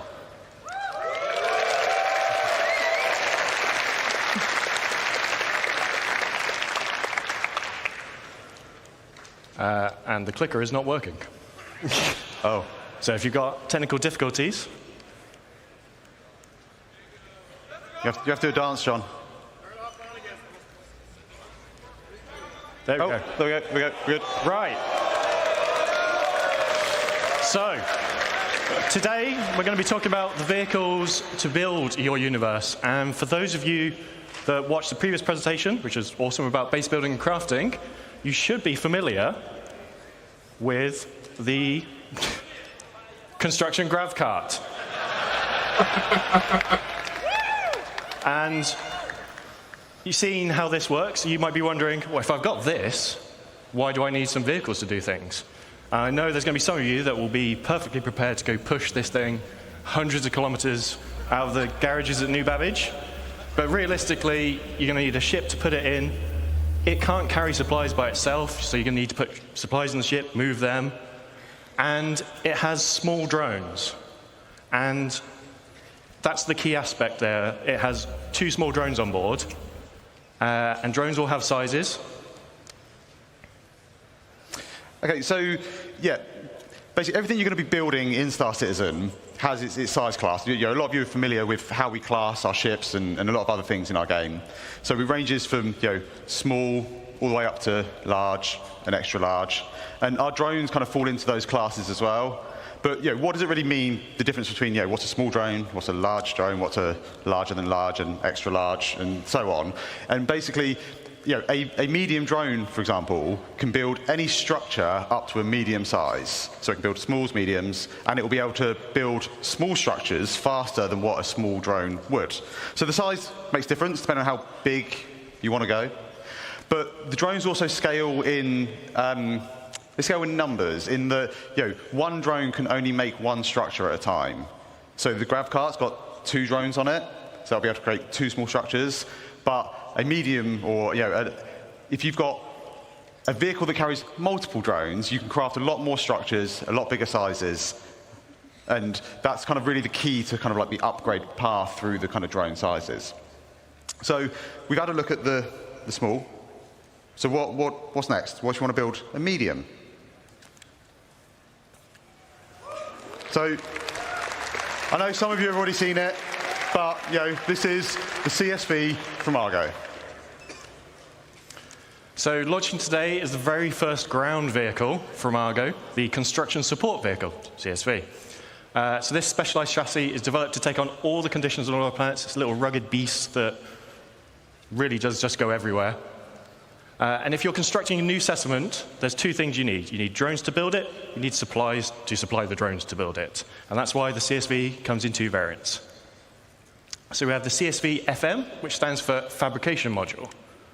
So this has 2 medium drones on board, and we built it to fit in as many vehicles as we could practically get it to fit in. So it fits in vehicles from a Cutlass Black upwards. It's approximately, and everyone always asks me, what ship fits in what, and I lose track of it all the time. It's about the size of a Tumbril Cyclone. So if you can put a Cyclone in a vehicle, you could put one of these in it. Nice. Obviously, 2 medium drones on board, and then it has an internal storage tank for resources. So it has a very small version of a freight elevator built into the back of it. So you feed it 1 SCU crates, it absorbs them into the holding tank on board, and then the drones will come back to the vehicle to refill. And it also has a size 0 serial generator on board for a bit of added protection. What happens when you run out of resources? This is where the CSV SM for supply model comes in. So the second CSV-based vehicle in the game, and this has a traditional 4 SCU cargo grid on the back. So 4 1 SCU boxes, 2 2 SCU boxes, 1 4 SCU box. Depending on what you buy, you can use this to bring it and move it around. So this is the perfect companion vehicle to the CSV FM. Said that. Shield generator as well. Moves about 28 meters a second. My brain is fried. I can't remember what that is in miles per hour or kilometers per hour. And it is available right now to drive in SC Alpha 324.2. Available at playerc.csv. What? You can drive it? So now, let's take a little closer look at the vehicle, and Ben's going to go through it.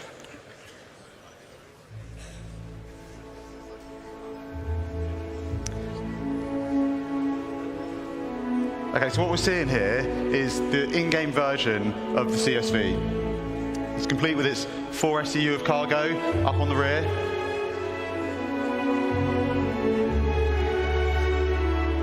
And I think the CSV kind of really builds on what Argo is known for as a manufacturer. It's got those kind of like really kind of hard industrial looks, and I think it helps it kind of feel at home on any build site.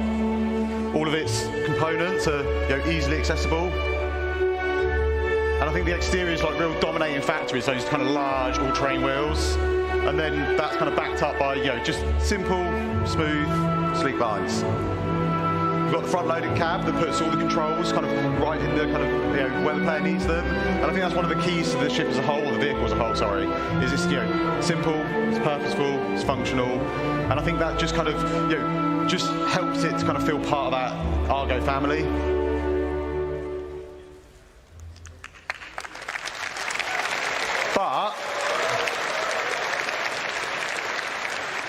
But what if you want to go bigger? Bigger? Bigger. Okay. Star Lancer. What? So, introducing the Star Lancer family. So, yeah, the Star Lancer is basically a whole new family of vehicles, from MISC, and these are covering a range of different roles. Today, we're going to be talking about the first 3, which are the build, which kind of makes sense, and that basically is for all your large structural construction needs. We have the TAC, which is going to be for people that want a little bit more defensive or offensive excursions in our universe. And then we have the MAX, which is a dedicated hauler, but it can still pack a bit of a punch. So we're going to take a bit of a closer look at all of them today. We're going to start off with the build. So this is the Star Lancer build from the outside. The key thing to take away here is you'll see it has the drone bays on each side, and then it has the drone resupply arms for allowing the drones to come back and resupply. Inside that room, you have the drone control center. So you have a single station inside, and this is where you control all your drones from, much like Luke showed you in the previous presentation. So there are 2 large drones held on each side of the room, so 4 large drones in total. And then there are 2 filler stations right at the front here, and these each hold 16 SCU of capacity, which can then go and load the internal resource tank to feed the drones. Drones that will then be deployed out of their little secret garages, and they go off and do what you've asked them to do. When they need to resupply, they'll come back, sit on these arms, suck up their resources that they need, carry on their day. That's the really important thing here, is that all these base building vehicles have enough storage on board to supply your drones. Obviously, if you're going to build 1 million things on your base, you're going to run out. But we want you to be able to have these vehicles and have knowledge that you're not going to be doing endless cargo runs initially to build your foundation, your base. You'll be able to build your base and have storage on that eventually, but these all get you going in the short term. So let's have a quick go over the stats. It holds 4 large construction drones. It's 83 meters long, 52 meters wide, 15 tall. Saw lots of rumors and chatters that people thought this was Freelancer size, it is not. It is significantly larger than the Constellation and Corsair. It's almost 600i in size, so it is a big ship.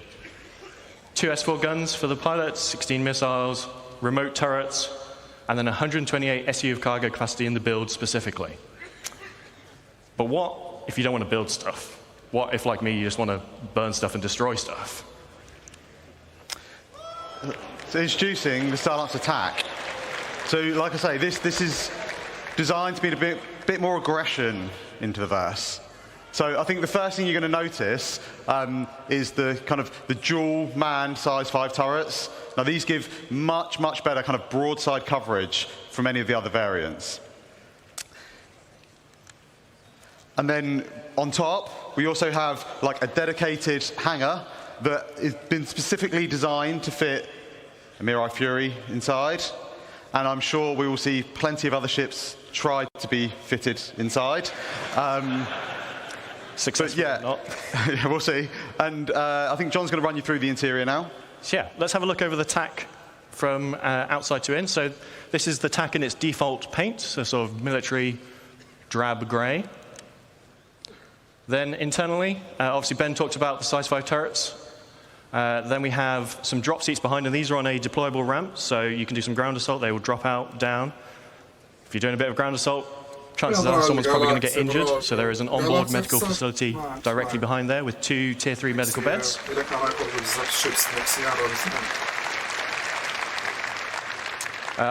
Upstairs, obviously, there's the Fury hangar. Behind that is engineering. And then forward of the hangar is the refactored habitation and mess hall area, which is specific to the TAC, just because there's so much other stuff crammed in there. We had to redo the upstairs of it, basically, to fit that in. And we'll go over the more normal layout shortly. Okay, so yeah, to sum up, I think the TAC's obviously going to bring a lot more firepower from the other variants. Its shield's been boosted up to two size 3 shield generators. It's got the med bay with the tier 3 med beds, drop seats, it's got the hangar, and it's still able to carry up to 96 SCU of cargo. And you can secure yours today by going to play.se/Starlance attack.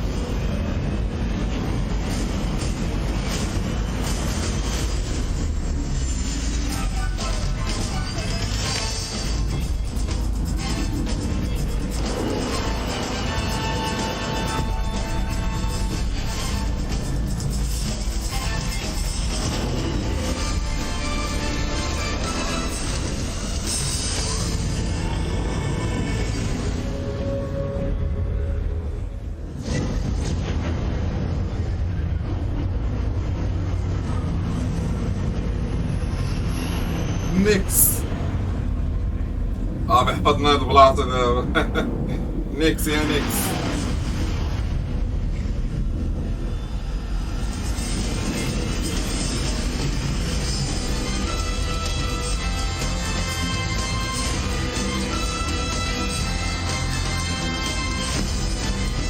Built for life.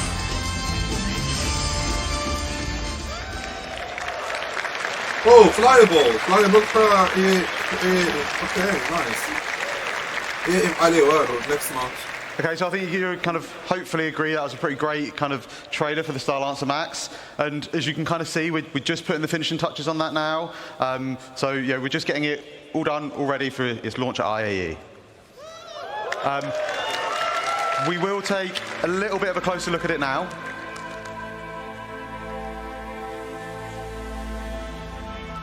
I think the Starlancer kind of really fully encapsulates MISC's kind of ability to create beautiful ships. It's got this bulbous design that really helps to kind of convey its underlying structure and its underlying strength.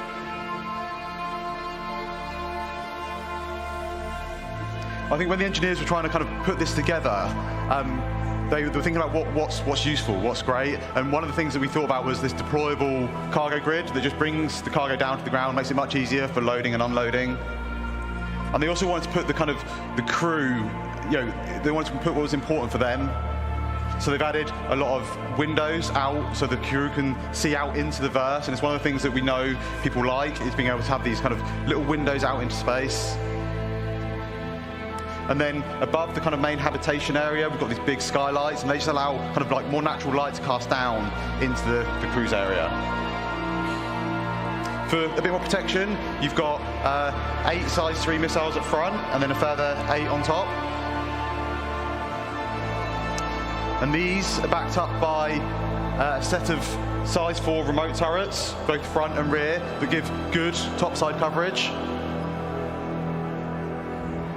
And then finally, when we get to the front, you'll see we have a further set of size 4 gimbal weapons. And again, these just kind of help to fill in those blind spots.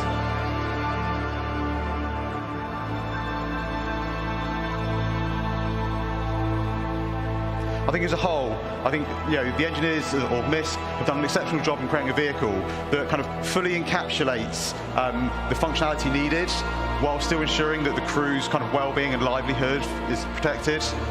It's all in a package that kind of really dominates the sky, and I think it really shows off MISC's ability to deliver kind of quite beautiful ships.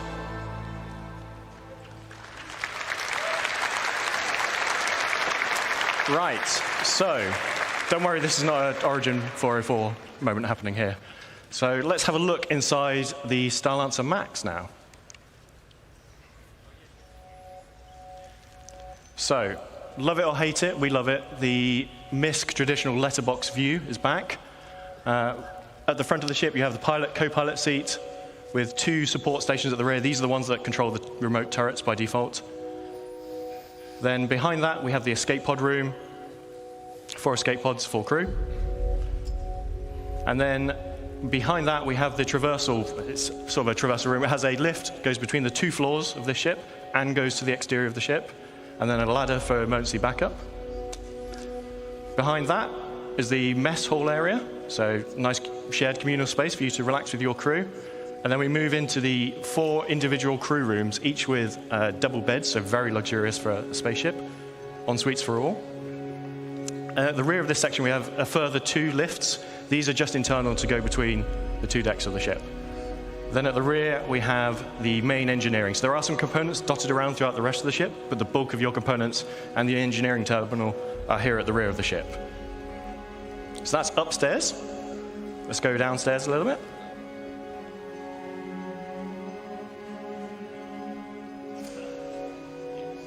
We have the main vehicle entrance and cargo entrance. For the rear section, this can be used as a garage, but it is also a cargo hold. Can fit vehicles up to a Ursa rover in size in here. And then on the Max, we have, as you saw in the trailer, it's sort of 1 cargo lift that drops down, but it retains a walkway throughout the center of the ship. So regardless of whether your cargo is up, down, being loaded, you still have traversal front to back of the ship. Then we have the downstairs of the traversal room, which also features the airlock onto the ship. And then lastly, we have the armory at the front of the ship. So if you're coming on board, leaving via EVA, leaving via that front entrance to the ground, you can stop off here, suit up, get your weapons, do the reverse coming back. And that is the Starlancer Max.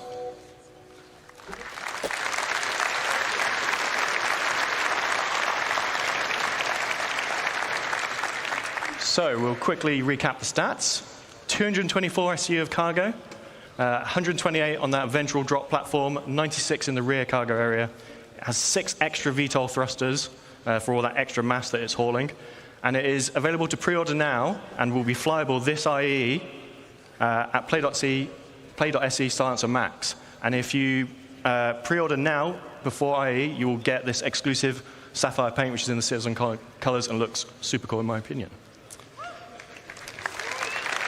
So, we have talked small drones, medium drones, large drones. What about bigger things? So, Who can guess what that is? So,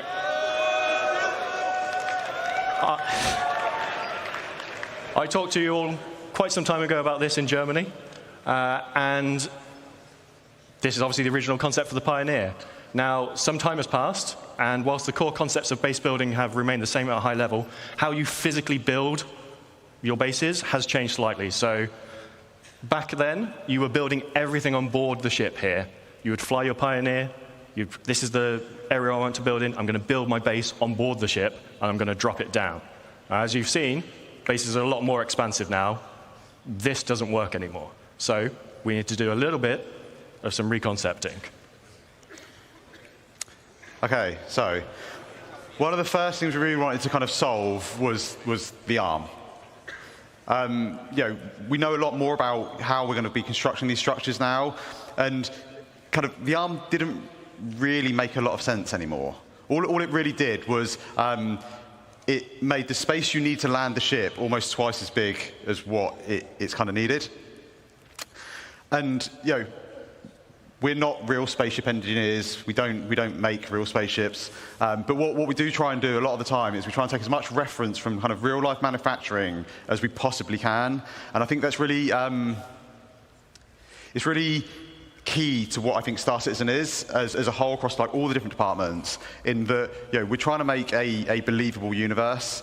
And if you think about the arm, and whilst I can't deny it's a cool idea, I think really from a manufacturing point of view, all it really does is it adds a lot of complication and a lot of manufacturing costs onto what is already a very advanced, very large, very costly ship to make.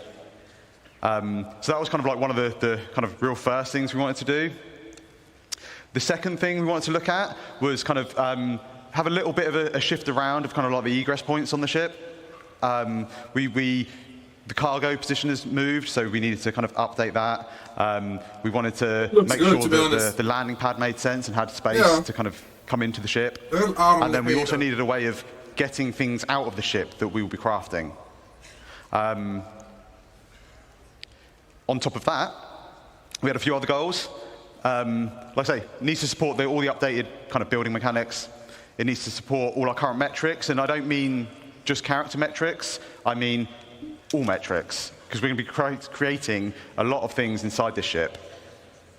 We wanted it to kind of become a true self-sustained mobile base. We wanted it to kind of be kind of like the cornerstone of your crafting and construction ventures. And to do that, we needed to add a few extra kind of onboard facilities. So, a med bay, like I say, the crafting area, the ability to refine or extract and refine materials. So let's have a quick look over the updated interior of the Pioneer. So at the back of the ship, we have the classic bridge, looks out over the expanse of the ship.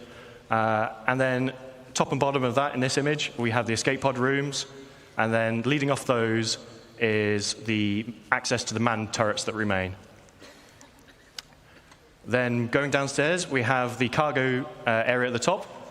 Doesn't look like a lot. That's 1,000 SEU of cargo now in that space.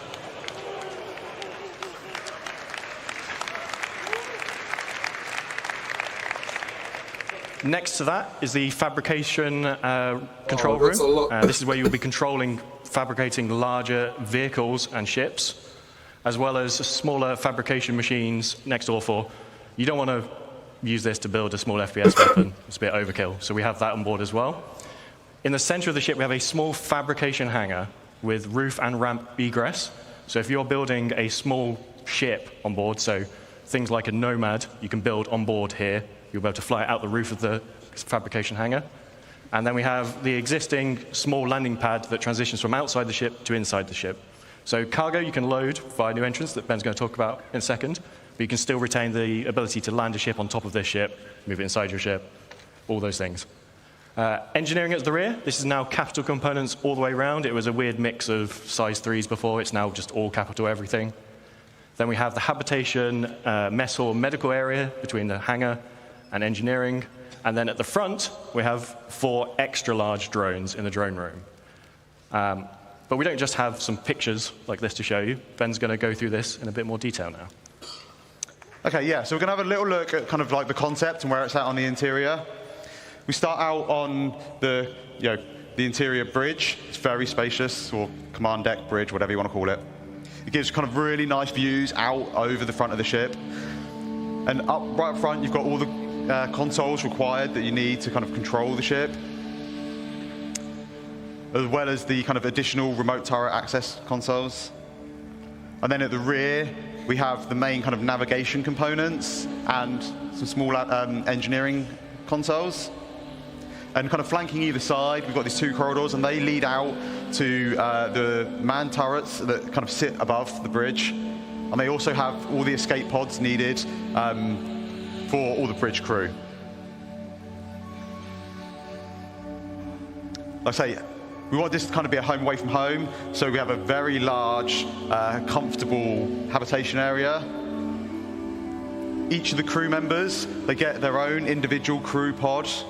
And one of the nice things about this is these actually open up, and they allow kind of each crew member to kind of decide like how much privacy they actually want. This is the crafting area. We've got the 4 kind of crafting machines. And these are right next to the cargo bay, the internal cargo bay. And as John says, this holds up to 1,000 SEU of cargo, so it's pretty sizable. To make it a little bit easier, it's got its own dedicated cargo lift at the back. That again, just simplifies that kind of getting cargo in and out of the vehicle.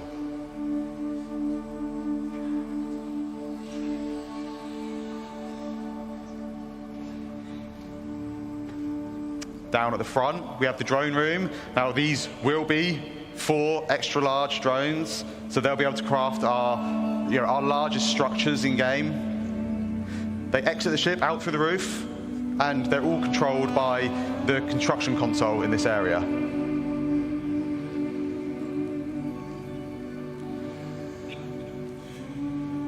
And finally, we're just going to take a quick look at the crafting area on the ship.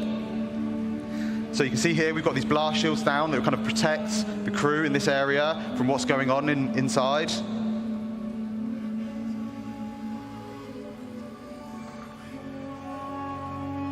And then as these open up, we just finished making a storm.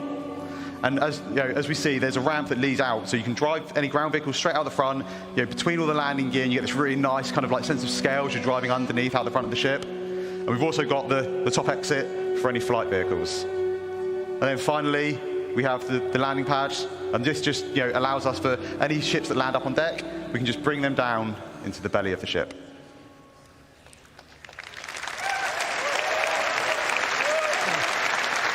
So that's the Pioneer. It's had quite the glow up over the years. Holds 4 extra large drones. And if you're interested in finding out what extra large drones can build, I highly recommend sticking around for the next presentation. It's about 20% bigger. I know the jokes, we always make ships bigger, but to fit all that in, it needed it. It can craft small ships and vehicles. And one thing we didn't show in that video is the landing gear actually have integrated ground resource extractors in. So when you find your plot, you land your ship and you can start extracting the resources from it.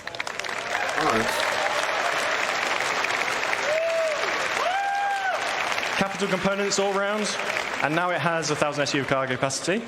Now the bad news. When base building comes out, this will not be there day 1 of it. But we are starting this in the next week or 2, so it is in production very soon.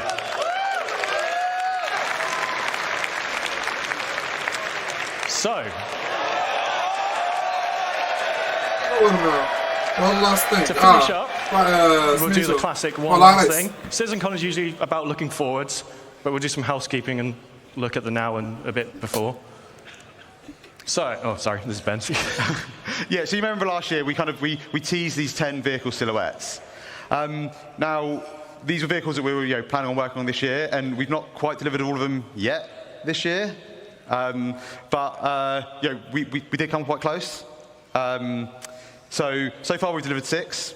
We've delivered the Pulse, the X1, the Medvac, the Argo MPUV 1T, the RSI Zeus, and the rework on the Retaliator.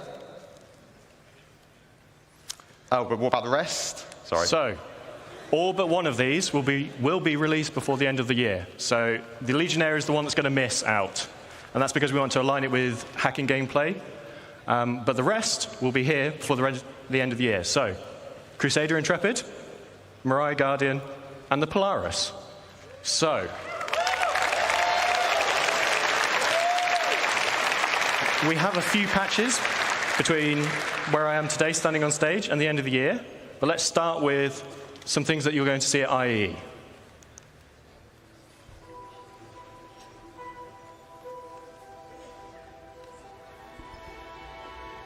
Legionnaire.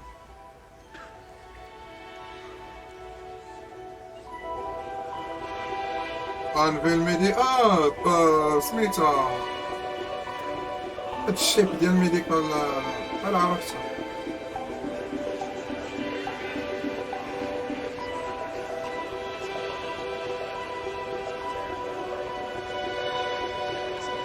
مشات لي سميت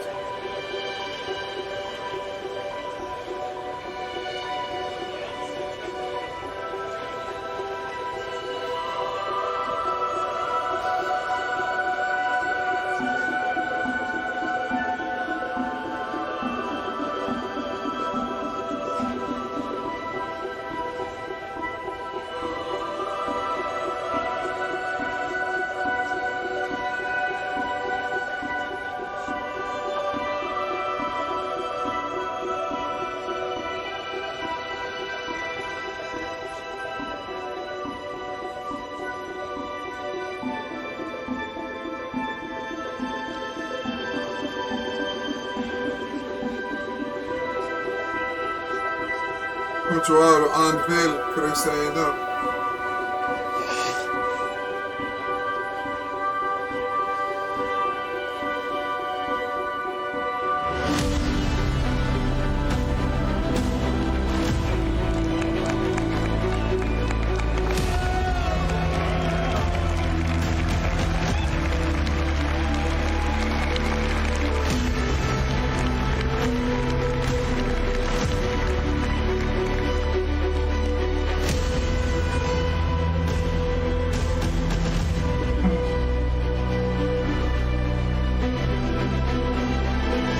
Polaris, ja.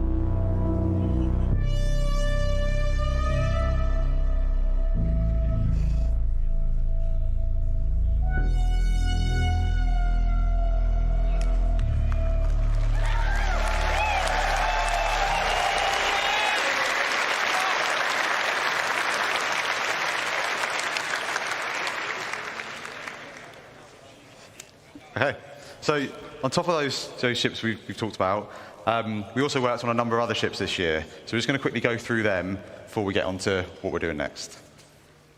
So we delivered the Sulen, the Storm, the Cutter Rambler, the F7A and F7C Mark IIs. So I always get tongue-twisted with these. And the F7A Mark Is. They also did the Santok EI, the Sabre Firebird, the Peregrine, and then most recently, the Argo Atlas. So, like last year, where we did a little tease, can't just leave without teasing a little bit more. So, let's have a quick look at just some emphasis on some of the vehicles that we're working on in the next 12 months. The Alpine Ranger och Kraken. Det är så det var. Okej. Ja, det är bilder. Another vehicle. Another part.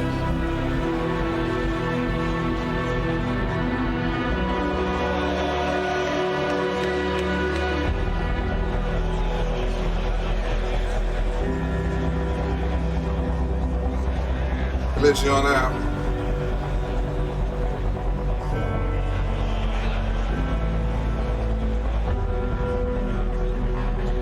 This is a mining ship, you missed it. Here is the MR. Just MR och M.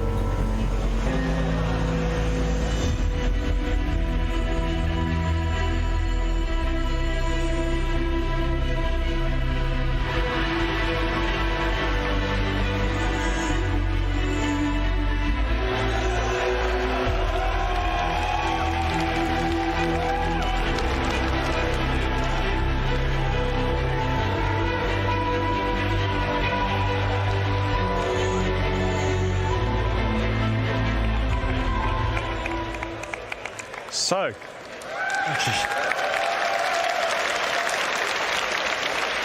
just want to say a big thank you to all of you, and a big thank you to all the vehicle team in all the studios around the globe. They give us all this really cool stuff that we can get to stand on stage and talk to you guys about. Some of them are probably hiding at the back, but I just want to say a big thank you to you all, especially for all the hard work on these recent ships. Yeah. Massive thank you to everyone involved in putting these vehicles together. Right. Thank you. Thank you.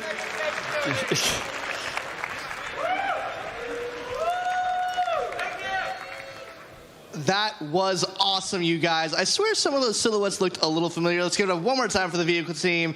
Let's hear it for the vehicle team, everybody. Woo! Call and response. We'll work on it for next year. Speaking of awesome ships, we are here at the Planet Ring booth here on the show floor at CitizenCon.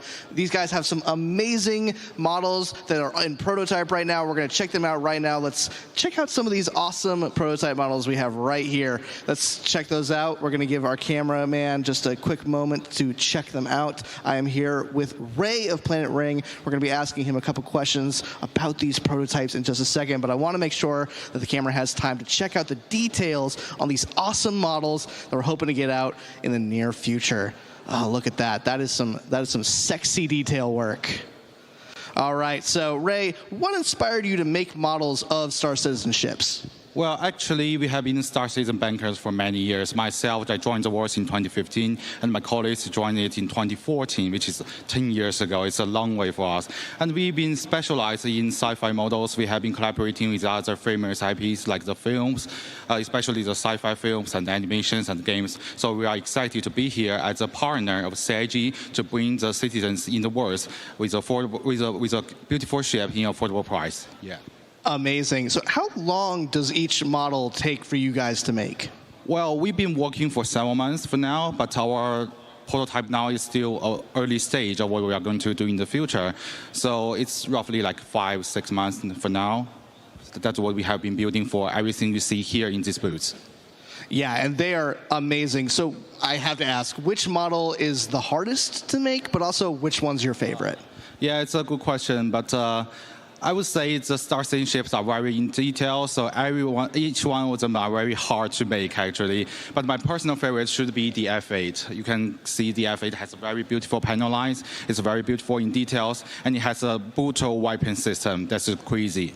And also, I want to make sure that everyone knows that our final products come into two versions: assembly version and the finished version. So for assembly version, we have injection pieces, so you can cut it yourself and build it yourself, paint it yourself, and it's glue-free, it's snap-fit, it's easy for everyone to build in 3 hours. And the finished version, we have it printed for you, we have it assembled for you, and we have some extra layers, painting, welding effects, and some extra decals. It's amazing, fine quality. Amazing. And so we're actually going to show these really quick. And as we show these details over, we're going to actually throw it over to Sam. Let's give a quick detail on this. Thank you again, Planet Ring. We're really happy to have you guys here. Let's throw it over to Sam back at the community booth. Thank you, Ray, again for having us here. We'll see you guys at the community booth. Hi guys, I'm back at the community booths and I'm over here with Ultima. Could you give us a brief intro for the guys watching at home to what you guys do? Absolutely. I'm Sigelian from Ultima Energy. We're the leading provider of fuel products and services here in the Verse. We do a lot of Starfare operations. You can find us on our website at ultima.energy, and we have Discord as well, so hit us up there.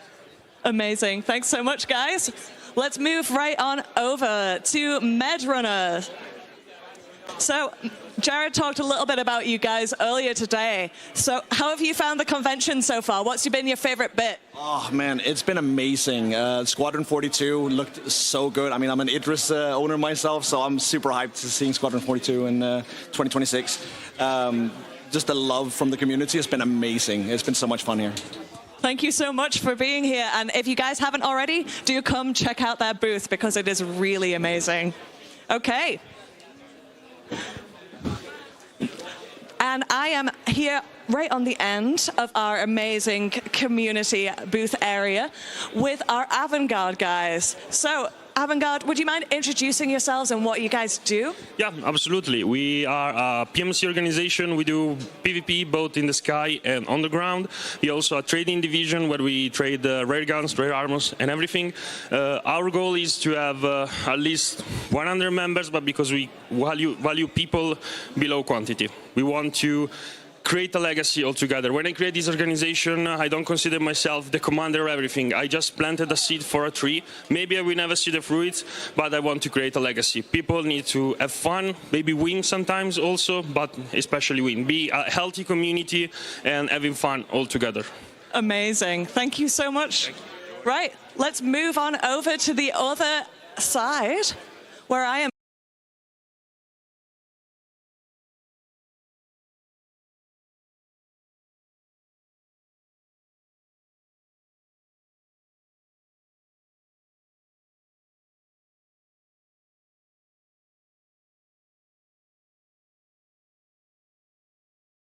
Imperium colors. It's the ISS Sovereign, which was picked as the name for our flagship by our members. And then also over here we have 1 to 2,500 scale Bengal Krugeri battle group that was made by one of our members that we're going to be donating to Cloud Imperium and to Chris Roberts. That is amazing. You guys have made some awesome stuff here. We're really happy to have you. As always, Imperium creates some awesome showcase stuff here at CitizenCon. We're going to move on. Thank you guys at Imperium so much, and we're going to move right along. Thanks, guys. Next up, we have Black Star Initiative. If you guys are interested in a private military force with weekly events, Black Star is the place to check out. Guys, again, quick elevator pitch. What is Black Star all about, and what do you guys have here at CitizenCon for us? So, Black Star is all about helping other people in the org, getting to PvP battles, and also doing security and protection. Over here we have got, at our booth, we have a med gun made by someone in our community. We have got our challenge coin, which we provide to other leaders within organizations that we meet out in the verse. Coasters and patches. So if you ever need anyone to do protection for your bases that are coming soon, look to us. No one's better. Yes, and if you want to get good at PvP, we have daily trainings that we can provide to you. We have a lot of stuff to do. We have a civilian division if you're not that much into combat, but even they get trained, combat ready, so you know how to defend yourself. Awesome. Thank you guys at Black Star. We are always happy to have you. We're going to move right along to one more final community booth. This is our last one of the show. We have here, guys, CitizenCon is sometimes a crazy show with lots of cuts, lots of cameras, and no one knows that better than HubNet. HubNet is an awesome news roleplay group, but I think you guys can say it better. Tell us all about HubNet. All right, so HubNet is our attempt at making content for the citizens in the verse in 2954. So not for you players, but for the players' characters. So we make a full feature-length movie like Overclocked. We make animated series like Jack of Spades, and our news report, Hubwire, is meant to report on events that are going on in the verse. And Joel can tell you a little bit more about what we do. Yeah, so if you're looking to create a project or get involved in a project, you can join our Discord, sign up as a role. You can be a voice actor, a filmmaker, whatever your talent is, we can use you. We're effectively Netflix in the verse, so come check us out at HubNet. Awesome. Thank you guys at HubNet. Guys, this is it for me and Sam here at CitizenCon. It has been great being your guys' interstitial hosts. And Sam, do you have any final words? Yep. No, just amazing job, guys. Everything in this community booth, all of the developers that have worked so hard to make CitizenCon happen, you guys are amazing. So hope you have an amazing rest of your CitizenCon. From Dan and Sam here on the show floor, thank you guys, and it's back to you, Jared, on the stage. Goodbye. Goodbye.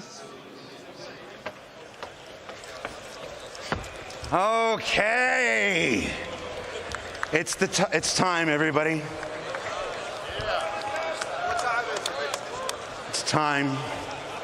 And before we get this started, we're doing a lot of thanks here. I want to do some personal thanks to myself. Okay? So first, I want to thank all the developers who took their time to build their presentations and showcase for you their amazing work that they've been doing over the last year for Star Citizen and Squadron 42. So please, a round of applause for the developers. Thank you, thank you. It is not easy to stand on this stage in front of 4,000 people, in front of tens of thousands of people at home, and the hundreds of thousands who will clip this and replay it and cut it into other content videos for years and years to come. So thank you so much. I want to do a couple individual call-outs, though, because it's important to me, and I'm on stage right now, and you're a captive audience. I want to call out Nick Pierce. Nick Pierce from the Characters and Creatures presentation. 10 days ago, we lost our main presenter. He didn't die or anything, he just couldn't make the trip. Nick stepped in with only 10 days to prepare that amazing armor specialization presentation that you saw. So Nick, you're a champion. Thank you so much stepping at the last minute.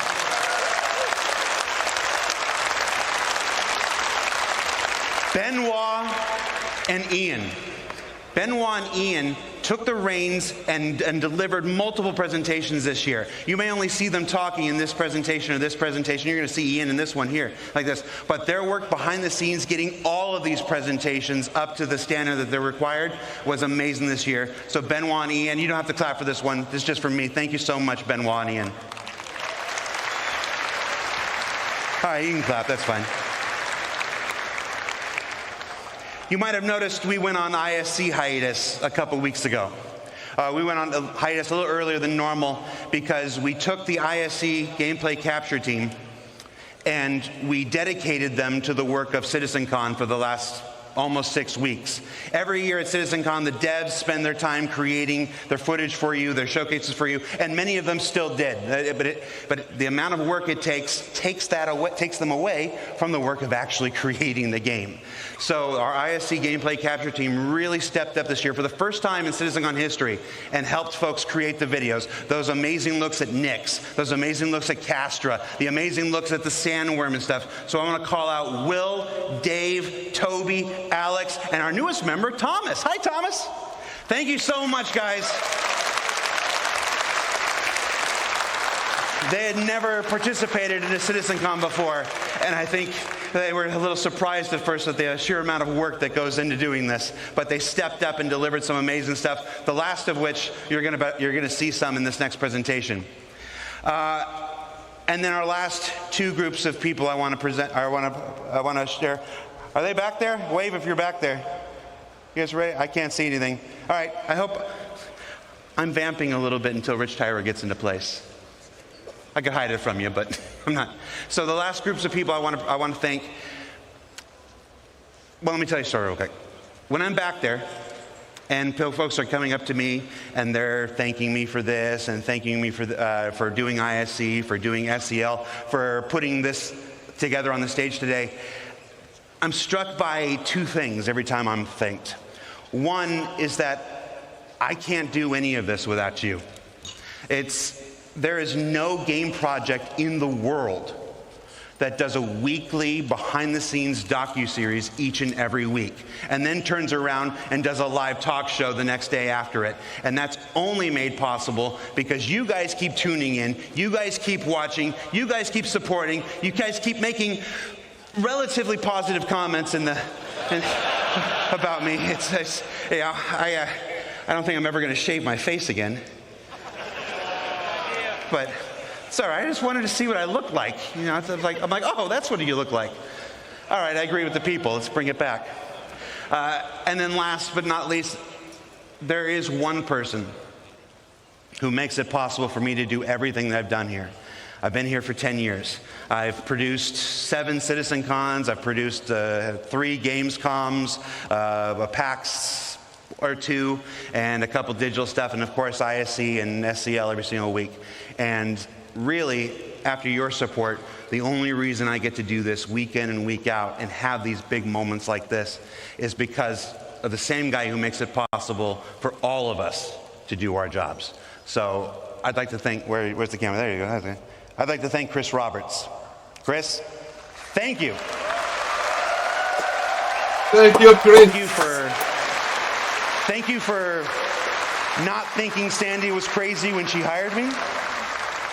Thank you for saying yes to so many things I want to do, and for not saying no or getting angry when I don't ask. So thank you so much.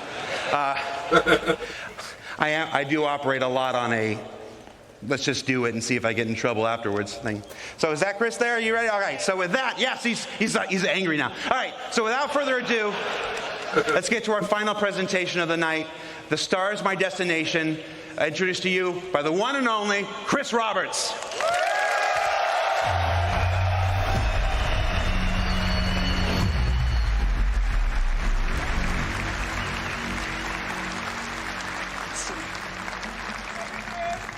Hey, well, I hope you had a great day yesterday. And by the way, there's a perfect run through that Rich did immediately after the show. He went back to the office, ran it through, no crashes, no nothing. It's up on YouTube.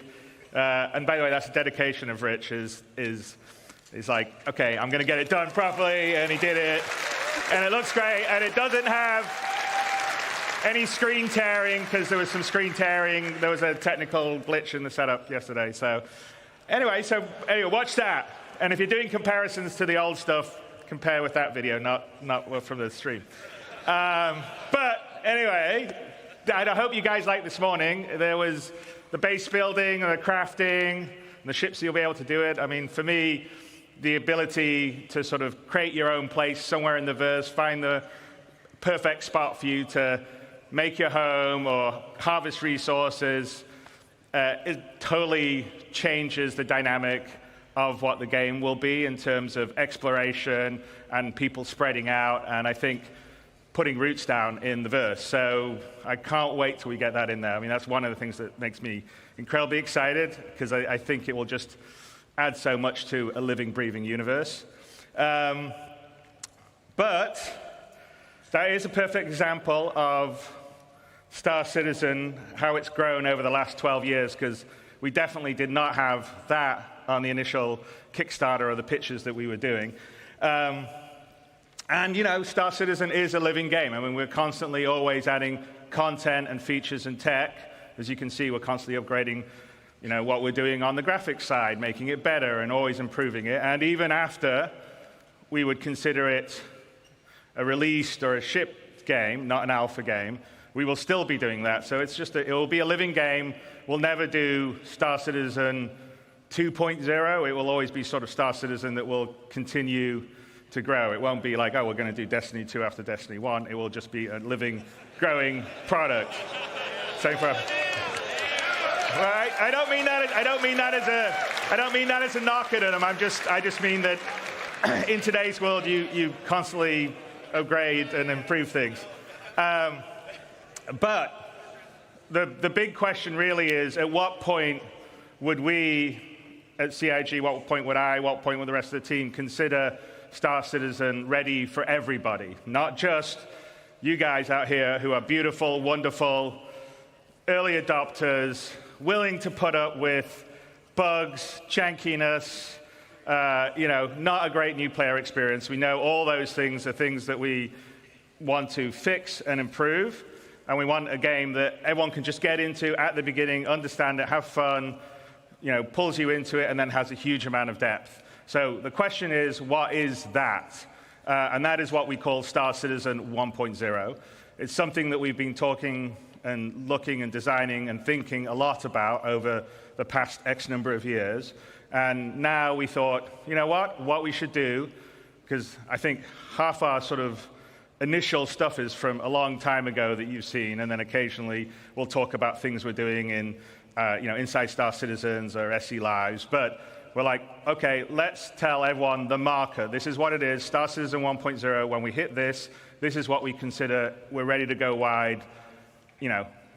Everybody in the world can get in, play it, whether you're hardcore or casual, have fun, play in the verse, interact, have a great time. And so that is what we're going to tell you today, is what we consider Star Citizen 1.0. That doesn't mean, as I said, that we'll stop at that point. We'll continue to grow and build and add things. So fishing is not on Star Citizen 1.0's list. But I'm pretty sure, I know, but I'm pretty sure it will be not that long after 1.0. But that is the example. We're going to tell you what the marker is. And, to do that, Rich Tyra, who's our senior game director, is going to come out with a few of our other directors, and we'll lead you through what 1.0 will be. So without further ado, Rich Tyra. All right, Rich. Don't crash. Yeah. Hello, CitizenCon. So, my name is Rich Tyra, and I'm the Senior Game Director for Star Citizen and Squadron 42. Now, I've been at Cloud Imperium for many years, and I've read many, many Spectrum and Reddit posts. And one consistent question I always see is, what type of game is Star Citizen? And I've read many, many answers. It's a PvE game. It's a PvP game. What about non-combat? Ultimately, it's all three. 3 types of players, 1 universe. So how do we connect those players to create a cohesive game, and not just a set of features bolted together? And it comes back to that elegant, simple question. What type of game is Star Citizen? Well, today, we're going to find out. Okay, so before we get stuck into Star Citizen 1.0, I think I need to clarify a few things. Firstly, what about 4.0? Where does that fit in? Well, 4.0 is the patch that contains server meshing and pyro. And fundamentally, it's an alpha development patch, which means it's adding further tech, features, and content to our alpha version of the game. Today, though, is beyond 4.0, all the way to 1.0. And the big difference is that 1.0 is the full release of the game. Okay, so what does that mean? How will it be different to a normal patch? Well, firstly, let's look at the 1. The 1 means we're committing to higher base performance and minimal bugs. No longer will we reference that the game is in development. This will be a fully released and polished experience. It means fully rounded gameplay loops, from new player experience to story missions and endgame content. And crucially, it means no more resets between patches. It's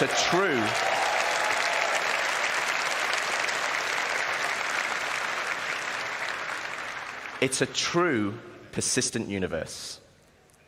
So if that's the one, what about the .0? Well, it's just as important. It means we're still committed to continued development, with new content and features being planned post 1.0. But those features will no longer be tier 0. We'll be committing to a higher benchmark of quality for each patch, and most importantly, it's a moment in time.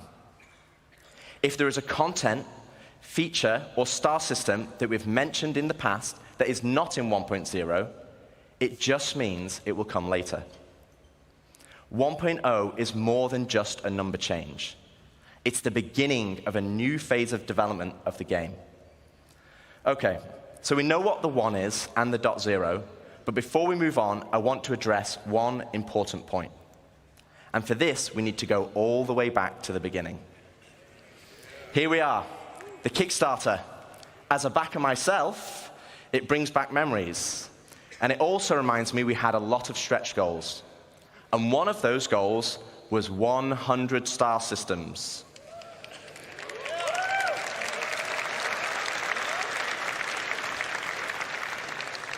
But, and there is a but, the star systems of old are not the star systems of today.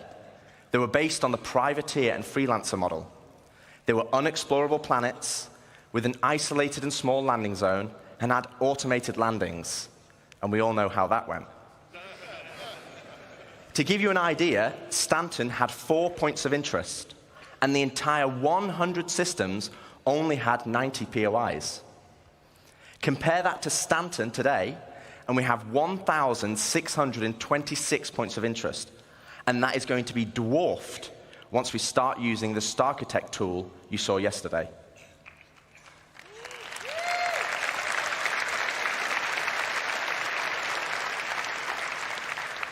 So where does that leave us for 1.0?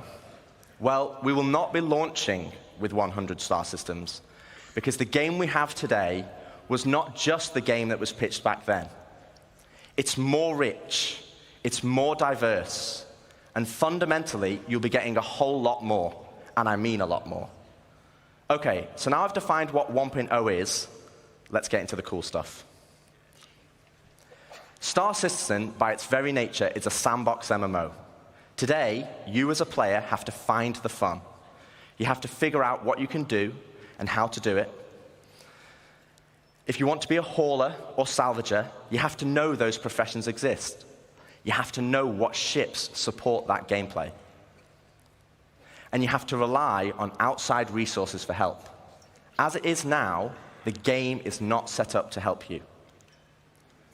So we're going to add a soft framework, a nervous system, that connects all the professions, ships, and content together. And to do this, we're going to add a main story. To help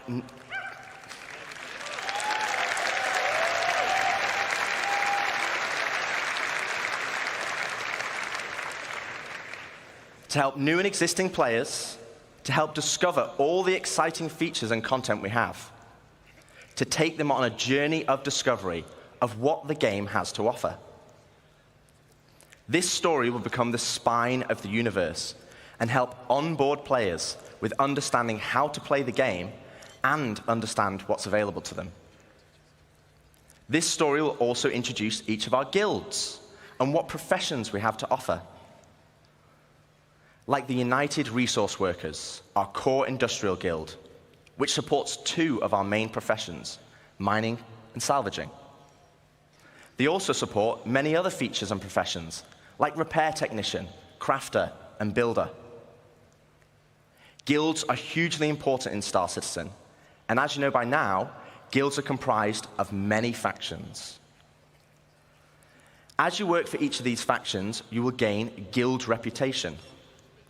You can then use this reputation as a currency to purchase guild-affiliated rewards, like ships, blueprints, and items. And each guild will have a unique inventory of what they offer. Alongside economic growth, guild reputation will become a core progression of the game. And to talk more about guilds and our main story, I'd like to introduce David Haddock onto the stage, our very own narrative director.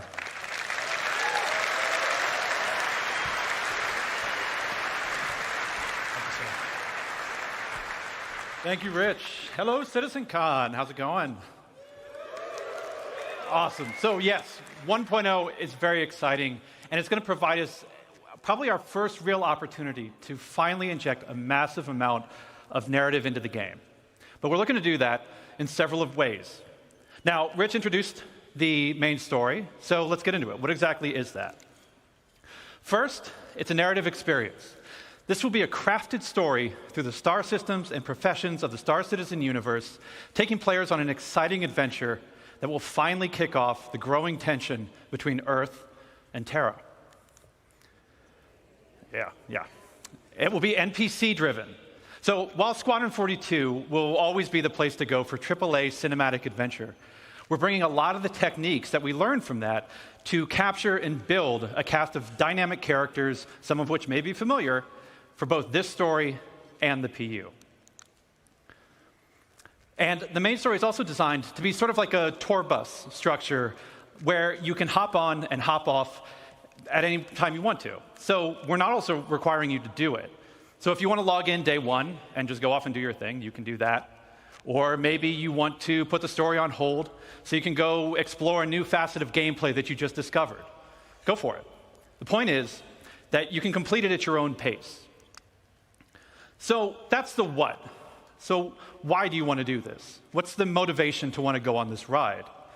Like Rich said, for new players, it's a great way to ease into sort of the vast lore that we've been developing over 12 years, the gameplay, the locations that the game has to offer, and also give you a sense of upcoming stories that are about to come. But you've been playing Star Citizen for years. You probably know the lore better than me. So what's in it for you? Now, of course, we'll have rewards along the way as you complete missions and whatnot, but we're finally going to offer a big prize for completing the story. Citizenship.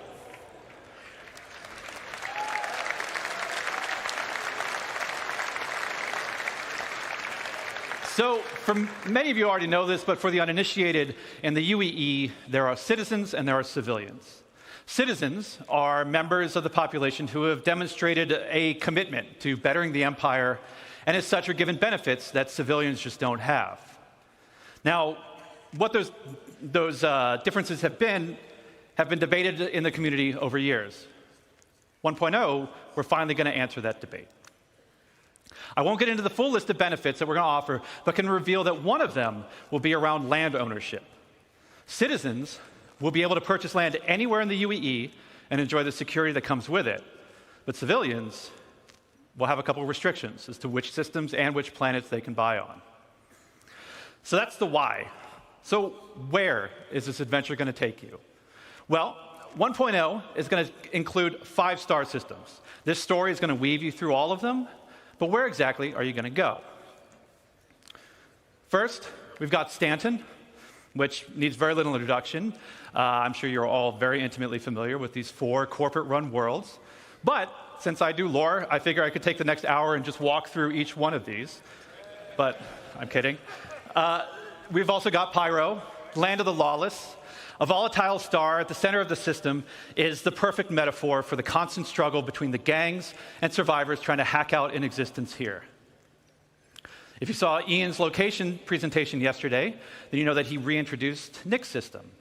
There's another unclaimed system that's currently home to the People's Alliance, a wannabe independent government formed during the Messer era, but now struggling with the burdens of governance, a growing outlaw presence, and a new threat on their doorstep from Vandal raids. Ian also made another big announcement of our 4th system, Castra. Situated along the former Perry Line, this was a key strategic system to launch an attack if the Cold War between the humans and the Xi'an ever escalated. So that's 4. Do you guys want to know 5?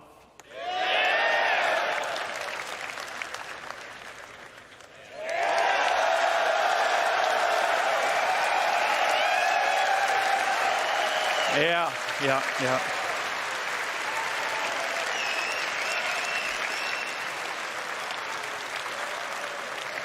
We're finally doing it. Considered by many to be the new jewel of the Empire, Terra has been a shining star against the more imperialistic tendencies of Earth, even in the darkest days of the Messer regime. Now, many believe that Terra should be the new center of the UEE. I don't know how you all feel about that. Yeah, a lot of division. But that's our starting five. Each system and each planet will be featuring the massive level of outposts, POIs, stations, biomes, and exploration options that we've been perfecting with Stanton and Pyro, and you've been seeing in some of the other presentations this weekend. But we're adding one more level. We're also going to be adding location stories. Now, these will be short, NPC-driven missions sprinkled across our landing zones and cities that will exist outside of the main story, but will help provide an additional bit of lore and character to the location that they take place in. So, that's our main story. Let's talk more about the guilds that Rich mentioned. First, a quick recap. Guilds act as a governing body for clusters of professions and factions with a reputation and progression system that will offer rewards the more you work for them. And I want to call out two things. One, I'm not going to have time to dive into all of the missions that you're going to see on this board, but just know that every mission type is either in the 1.0 roadmap or already in production. And second, we're also looking to move missions away from the Moby Glass whenever possible. Sure, it will always be an easy way for us to get additional game content in, but we want you talking with people. So to aid that, we're going to be adding characters to represent the factions that you'll be working for that will help sell their personality. Now, some, they'll still interact with you via the written word, but some will call and check in on your performance. And others, you may have to meet in person from time to time. So, let's walk through them. Here we have the first guild that Rich showed, the United Resource Workers. Whether you're eager to earn credits, mining valuable resources from remote corners of the universe, sifting through detritus to try and salvage some valuable components, or even just acting as a technician, you'll find plenty to do with employers like Shubin Interstellar, United Wayfarers Club, and more. Next, you have one of the oldest unions in the UEE, the Interstellar Transport Guild. This will be the go-to place for everybody looking to make their fortune hauling and trading. Some of the factions that many of you already work for now, such as Ling Family Hauling, Redwind, and FTL. And we're going to be adding something special for the daredevils out there, the Imperial Sports Federation.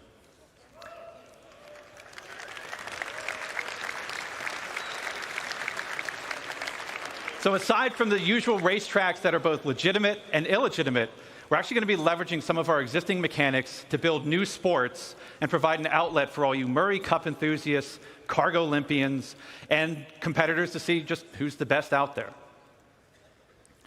For those who dream of exploring, I'm sure we have a couple here.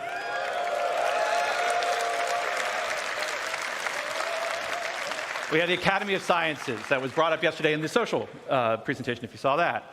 This is a science guild that will include factions like the Imperial Cartography Center, who will task you with a variety of missions to better understand our universe, such as sending you into a nebula to do deep scans, or finally seeing what's at the bottom of that planetary canyon.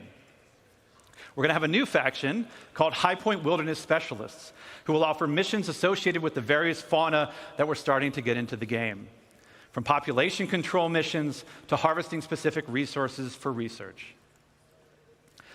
Now, I don't know if we have some people who'd like to do combat, but our combat guilds were doing something a little different. Now, previous to this, these were all of our profession guilds. But for our combat guilds, they operate a little differently. See, these two are diametrically opposed to each other. So once you pledge allegiance to one, the other marks you as an enemy. On the lawful side, we have the Mercenary Guild. They represent factions like Eckhart Security, the Bounty Hunters Guild, and even some military contractors. So whether you're pulling together a team of specialists to go assault a ground base, hunting down an elusive criminal, or putting together a recon run to drum up some intel, Mercenary Guild's got you covered. On the flip side, we have the Council. Now, this is a shadowy group comprised of representatives from various gangs, syndicates, and outlaws who mandate criminal activity throughout the verse. You'll be able to throw in with rough and tumble gangs like the Headhunters and the Dead Saints, or work your way up to join highline criminal syndicates like the Atonis or the Drop Kings. But remember, the underworld is a dangerous place run by greed and power. So mercenary guild reps might not be the only people you have to worry about, as the syndicates are always looking for loyal soldiers who will hurt their competition and tip the scales of power in their favor. So as you can see, there's going to be a universe of exciting storytelling opportunities for you to undertake in 1.0. But one more thing, we're also going to revitalize our social behaviors to make the populations not only feel more alive and reactive and off chairs, but better reflect the tone and flavor of the areas that they're inhabiting. We want to see the people of Loreville slowly trudging through the streets, overburdened by the ruthless contracts, just as much as we want to see the tourists of Orison gleefully moving from attraction to attraction. And all of this is what's going to make Star Citizen be the experience we set out to make. A diverse universe with a rich tapestry of stories, characters, and experiences for you to live in. To talk more about how all this feeds back into player progression, I'm going to turn it back over to Rich Tyrer.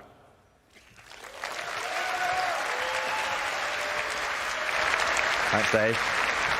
Smashed it.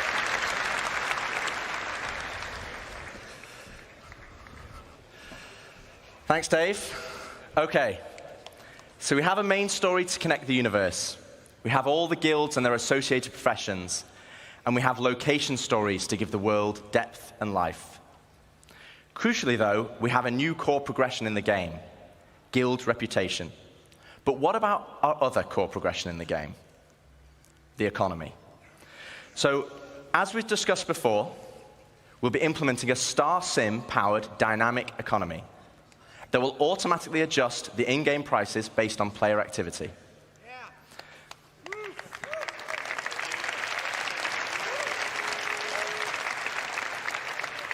But for credits to actually matter, though, we need to have an economy where credits flow out as well as in.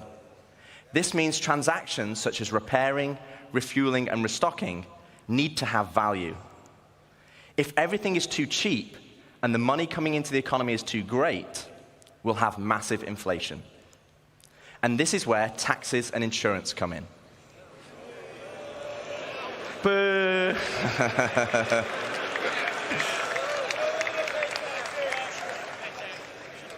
We'll have two main taxes: inheritance tax as part of Death of a Spaceman, and security tax for your base that will cover the cost of planetary shield tech.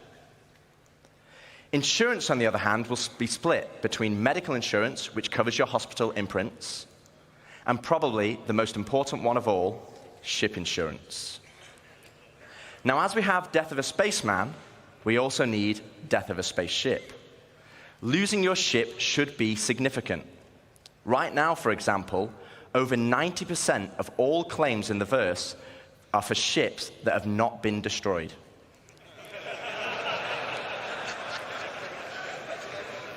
And this is where ship insurance and our new warranty mechanic comes in.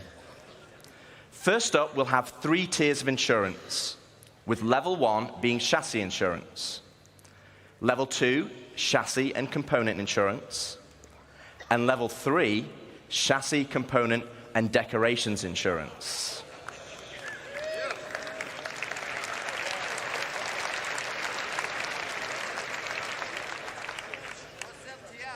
Now, insurance by itself will only pay out credits based on the wear and age of your ship. Insurance, I think you want to listen to this bit because it's important.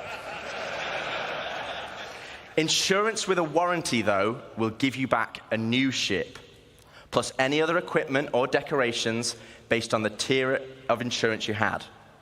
Okay, so this is the bit you need to listen to. All ships bought on the pledge store will come with a permanent warranty and their appropriate insurance.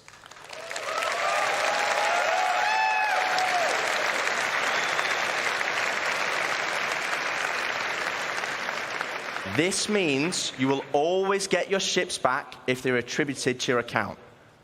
Other ships, on the other hand, will require a transferable warranty, and these are rare. You'll be able to earn transferable warranties in-game, such as by completing the main story, as an example, and apply them to any of the ships you own. But there will be a cooldown for transferring it between ships, so choose wisely. Now, what about claim timers? It's another fun topic. And getting your ship back without a claim. Well, we want claim timers to be proportional to the crafting timers. This means it's more beneficial for you to go back and get your original ship. For this, we're going to be introducing a shuttle ship, just like a courtesy car.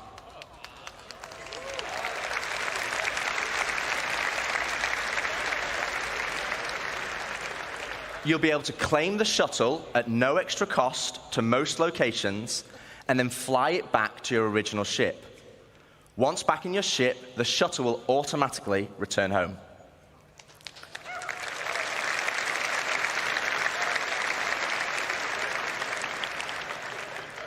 If your ship has been legitimately lost, though, then you'll need to claim it back. And as we'll be increasing claim timers, this will mean some ships will take longer than others, with starter or small ships always being readily available, and larger capital-sized ships taking a long time. So it's always better to try and get your ship back if possible. Okay, so we've talked about our 2 core progressions, but what does that mean to you as a player? Well, firstly, it means we have a framework where we can start creating cyclical gameplay loops. But what are they?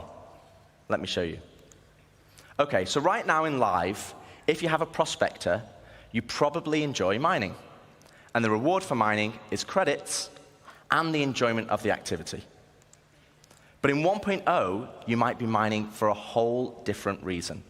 And this is where cyclical gameplay loops come in. Firstly, let's add all the manufacturers and ships in. I'll just give you a moment to take that in, because there's a lot.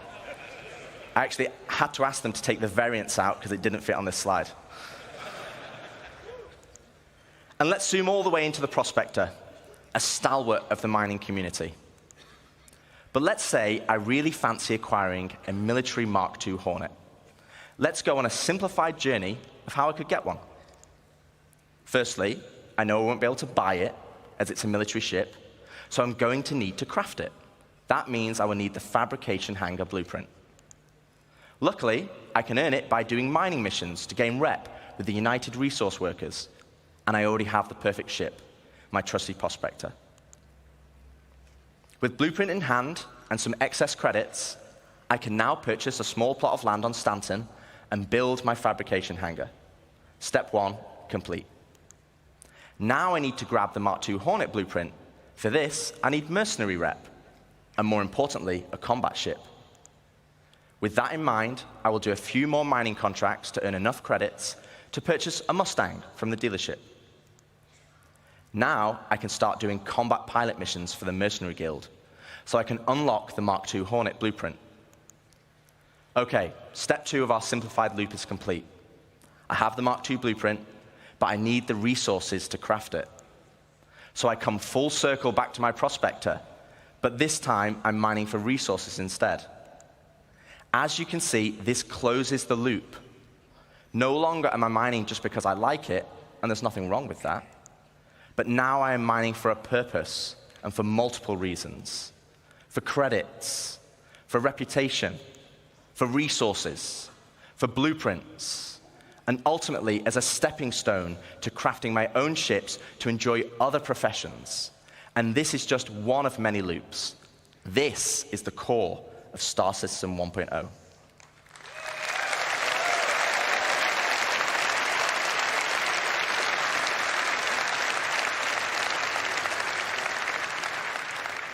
Player set goals that weave between sandbox gameplay and the soft framework we are adding that give meaning and progression to our professions and features. It's providing the framework for motivation to play the game. That's the journey, though. What about the destination? So Dave has already discussed citizenship and the main story, so let's collapse that for now. Let's talk about endgame content. The content that is designed for experienced players and keeps them engaged. Basically, everyone in this room. So how does that look in 1.0? Firstly, we'll have open world content, including missions, group missions, and server-wide events, like we have today, but tailored to endgame players. While the sandbox element of Star Citizen will allow for large-scale battles, we also want to provide challenging instanced content that will take full advantage of not only multi-crew ships, but fleets of ships. And you kind of know how we do that, right? You saw that yesterday. And as you progress through the guilds, you'll be able to accept high-level contracts from government agencies who will offer prototype and military blueprints as rewards. These missions will require the full coordination of multiple players and an assorted fleet of capital, support, and fighter ships. You will finally be able to become the admiral of the fleet, directing your armada from your hologlobe, which, yes, is a feature included in 1.0.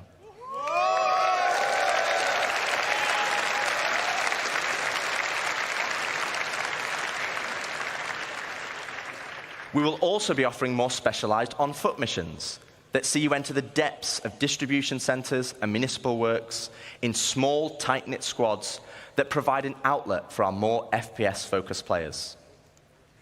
On top of all this will sit a dynamic layer powered by StarSim.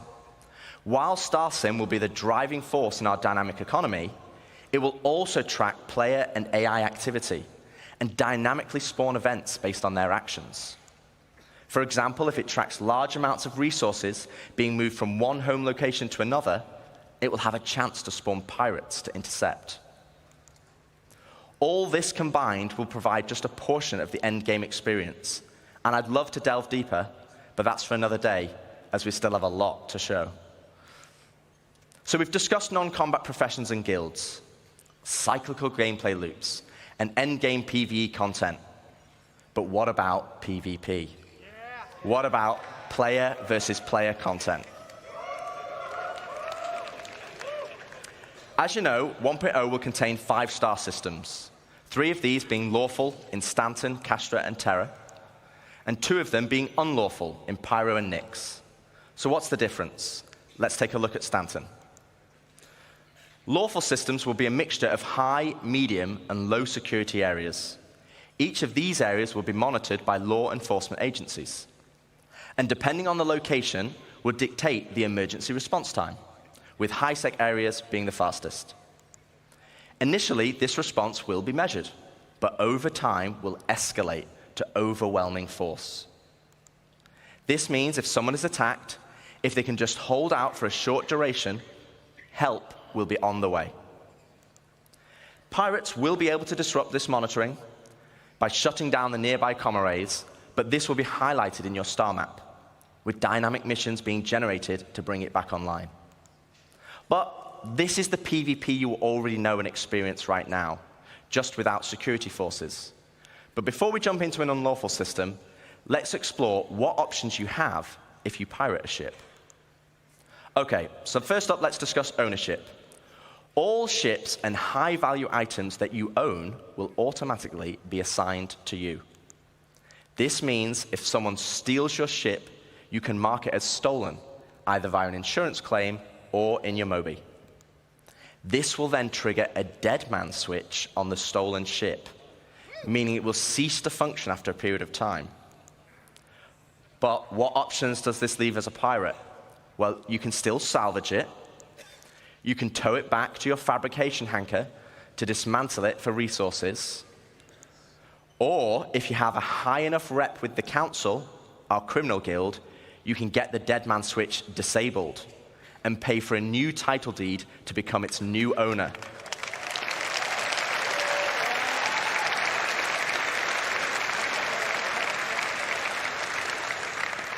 Also, if you're in a lawful system, you'll need to find a transient jump tunnel, as all major locations and POIs will have custom security that will scan you on arrival. Okay, so with that out of the way, let's look at the unlawful system in Pyro. Unlawful systems have no laws at all, and with that comes opportunity. Pyro, as an example, has an abundance of high-quality resources and is a hotbed of criminal activity, the literal definition of high risk, high reward. With crafting now requiring resources, you're going to want to create bases to mine and extract them.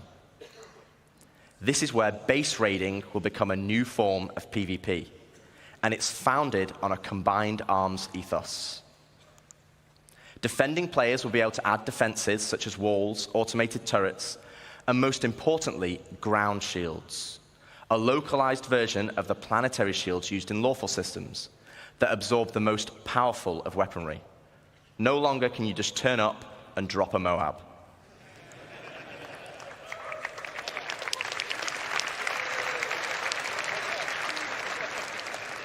One huge difference, though, compared to planetary shields, is that these shields can be disabled. You will have to strategically assess each base and punch your way through its defenses on foot to eventually bring down the shield generator. Once the shield is down, then you have options. You want to raise it to the ground, you can bomb it from the air. If you want to extract all the resources, though, you'll need to infiltrate the base using explosive charges and hacking while fighting off the defenders. Now, both piracy and base raiding is founded on sandbox gameplay. And again, that's the essence of Star Citizen. But we want to add more. Something where you can log on and immediately find the action and fight for a purpose. So first up, let's go on a history lesson. In the early 2600s, there was a fledgling corporation called SEAL that had developed a new system-wide planetary shield technology, the same technology that will provide protection for your bases today. To prove this tech, they wanted to use Nyx and Pyro systems as a testbed. With the promise of high-quality resources, SEAL lured independent miners to man the shield network in exchange for shield protection for their settlements. As a prototype, SEAL couldn't provide total coverage over all the mining settlements, and so they created the SEAL Tokens program, allowing the most industrious factions to purchase shield coverage for their work. The network consisted of multiple linked bases on the ground that then linked to several stations in orbit around each planet that then connected to the nearest relay in the shield network, which eventually linked back to the shield core, which oversaw system-wide distribution of the shield technology. Factions could then earn SEAL tokens for working on any part of the network. They could then use these tokens to buy shield coverage, but with the competition amongst factions being so intense, SEAL was only able to offer shielding to the hardest workers. Unfortunately, due to outlaw interference, SEAL eventually pulled out of Pyro and Nyx and pushed for a more automated solution in more civilized systems. So fast forward to present day, without SEAL's backing, they had to pull out and leave it as it is. And welcome to Station Warfare.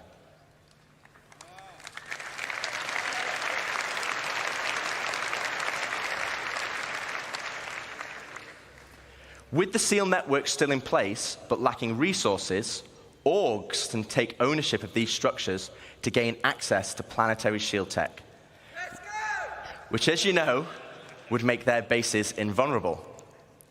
Unfortunately, there's a catch. There isn't enough to go around. And as in the good old SEAL days, the system still works via the SEAL token program. To earn tokens, you'll have to assault a location and then deposit resources to power the network. This begins with ground bases and ends at the shield core. Each structure occupied will then accrue SEAL tokens over time, with larger structures earning more, And at the end of each week, you must then use these tokens to purchase shield protection. With shield coverage being limited, though, the system automatically selects the orgs with the highest bid from across all shards. Meaning for that week only, a certain number of orgs will gain access to shield protection. So this is a chance for your org to become the de facto leader of a system. It means you'll be able to log on and immediately find the action and fight for your org. And finally, it's not just sandbox PvP or ganking. You are fighting for a purpose. So once you've won your bid, what then? Well, to talk more about that, I'd like to welcome Ian Leyland, Star Citizen's creative director, to the stage.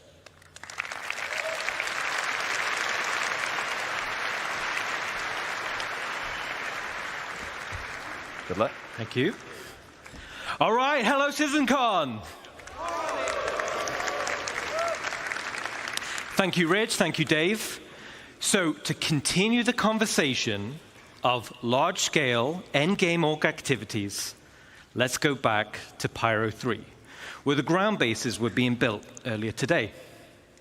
This morning, we saw the small habitat being built by Luke. And then we saw Deck start to expand the base into a commercial enterprise.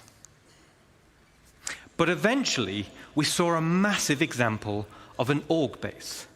But with everything Rich was talking about, with org system-wide activities, we want to give you guys the ultimate end goal. But also the thing we need to protect. And to do that, let's look up into the sky and see what it is.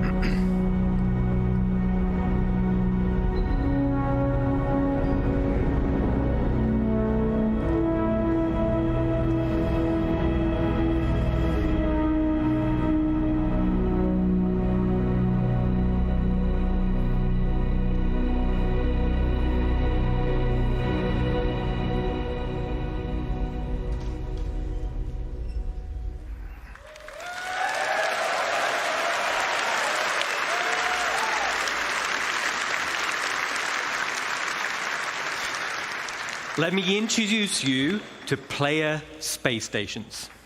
Finally, you can build your home amongst the stars. This will be the starting point for your base of operations for system-wide org activities. But why is this an end goal? Well, first of all, to construct your own space station, it's going to require vast quantities of resources and materials, and also will be a large time investment. But how do we start? Well, it all starts with the supply bay. And the supply bay can only be constructed by the pioneer.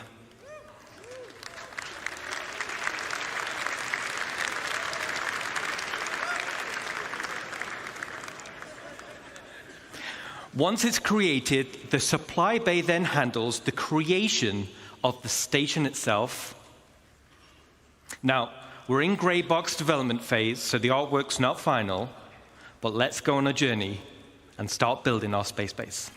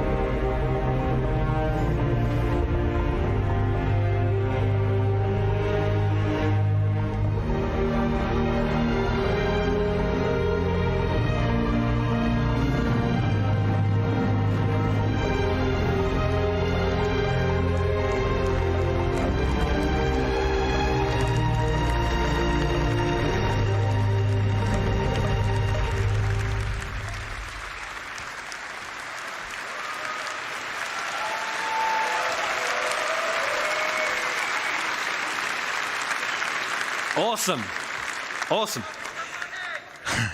So as you saw, the cargo grid of the supply bay consumes resources, and the required resources will be substantial and will need to be topped up over time.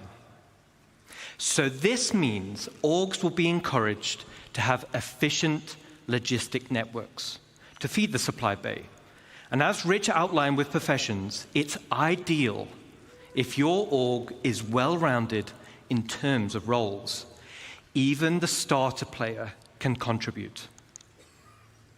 The supply bay has automated construction drones, which are used to create the station. And unlike ground bases, many drones are used at once to create the base.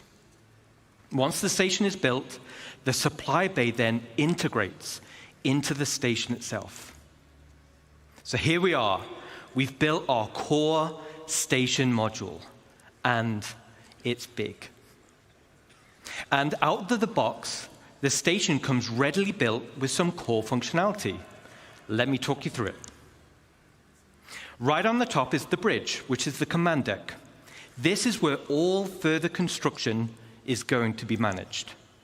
From here, we can then monitor the status of the entire station. We have access to power and water management. Power and cooling is something you'll need to consider carefully. It also is an area to set permissions for who can enter particular areas, either divided by the ranks of the org itself or open to the public. And there'll be a radar station to track the activity outside the base. And the terminals to access logs of who has visited the station and see what they did. So let's jump back in game and take a stroll through our bridge.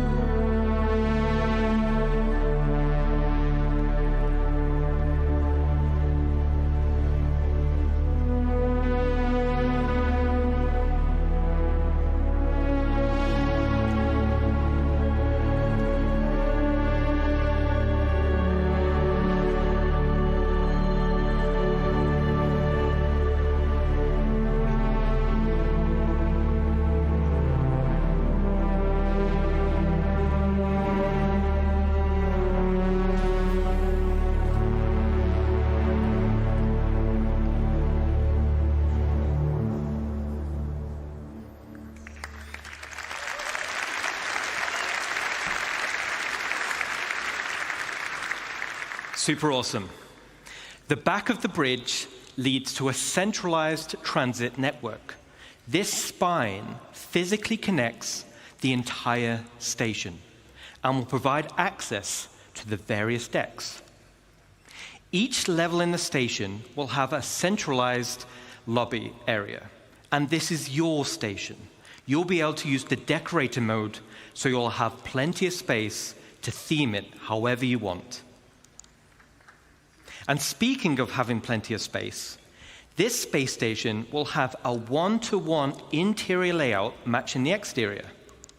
No magic elevators.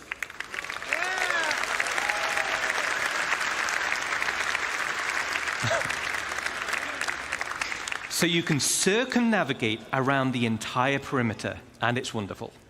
Okay, let's jump back in.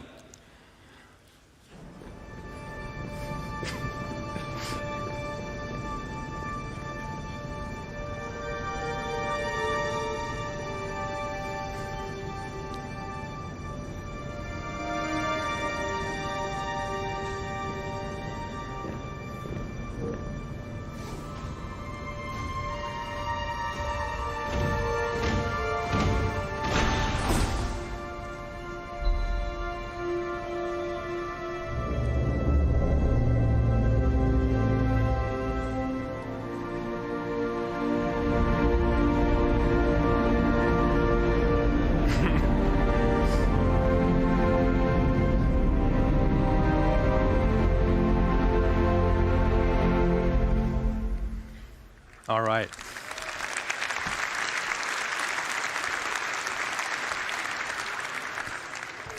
As you can see, right at the bottom of the central transit system leads to the lower areas. This is where you'll gain access to the engineering deck.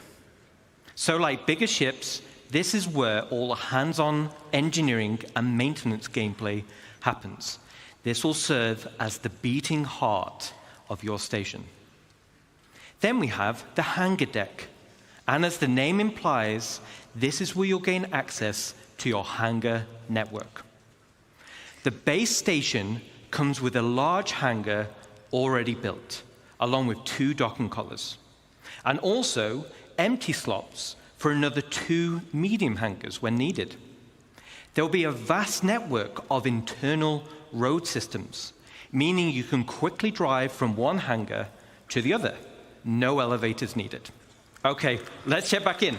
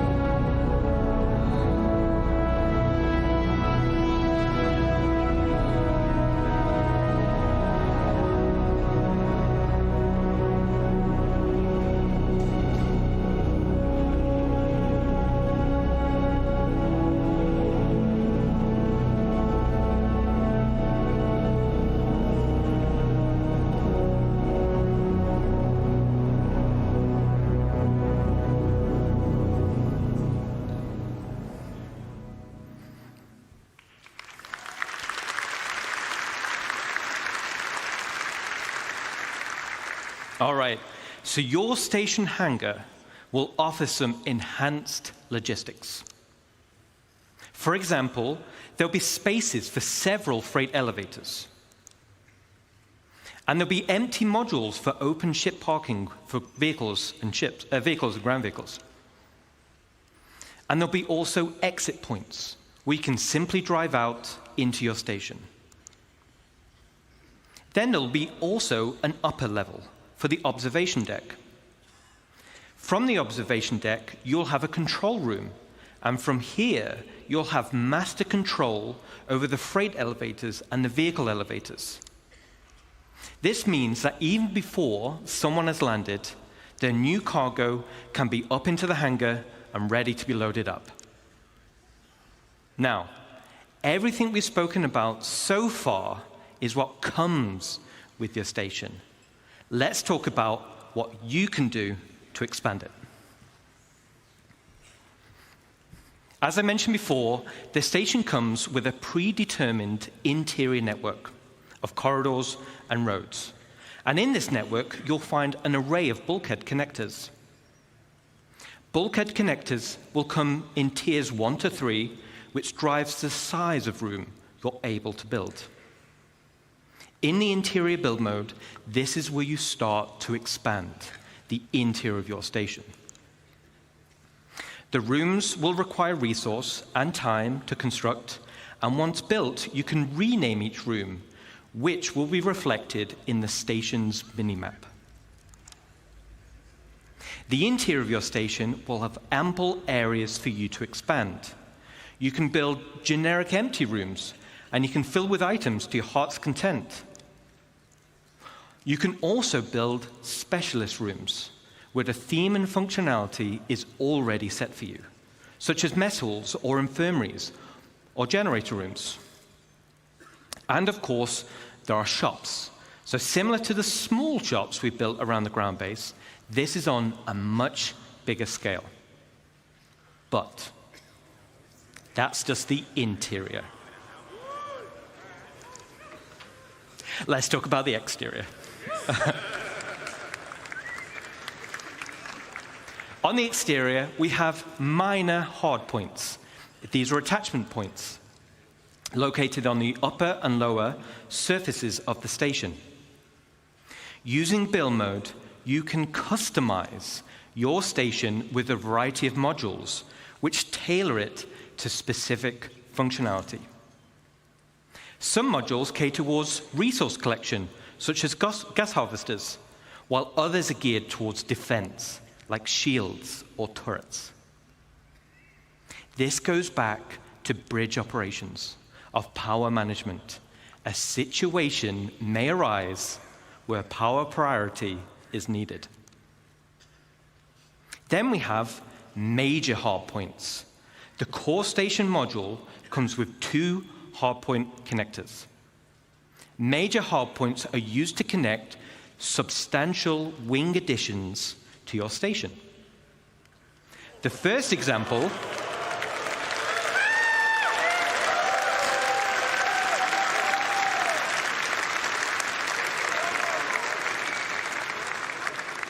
Awesome, thank you, awesome. The first example is the cargo wing. The cargo wing will dramatically increase your inventory capacity. So this is ideal for orgs who are specializing in hauling. Then we have the refinery wing.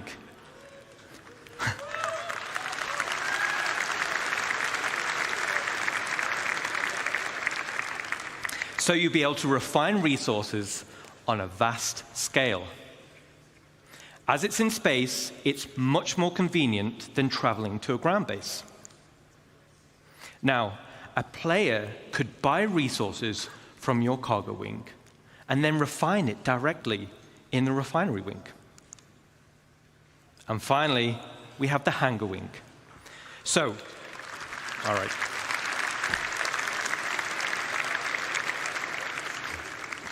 So, the bigger your fleet, the more hangars you'll want. There'll be a variety of hangar sizes as well as docking collars to help organize your fleet's deployment. All major hardpoint wings are connected via struts, and like the rest of the station, the struts are also internally traversable. Okay, so let's recap on the exterior expansion wings. Minor hardpoints give us options on how to collect resources or provide automated defenses for your base. Major hardpoints gives us options on how you can specialize your base. Let's jump back in game and see how our base is getting on.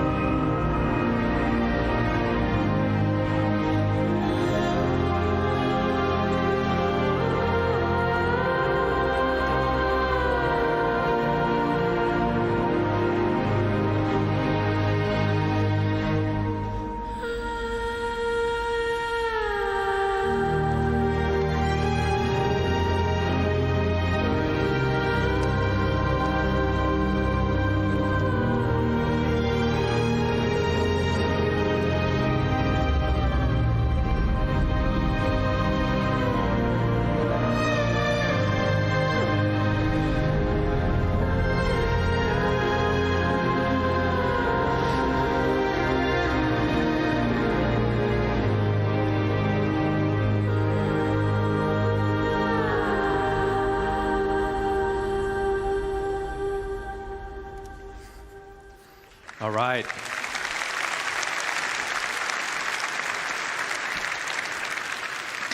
Yes, Pedro has been working with us on this as well, so thank you. Looking cool. Customization is just as important as expansion. Similar to ground bases, you'll be able to earn tints for your station, and you'll be able to apply decals for your org logos.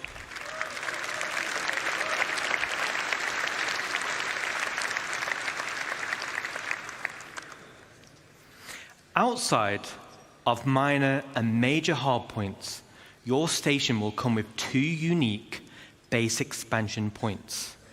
One on the top side behind the bridge, and one on the underside.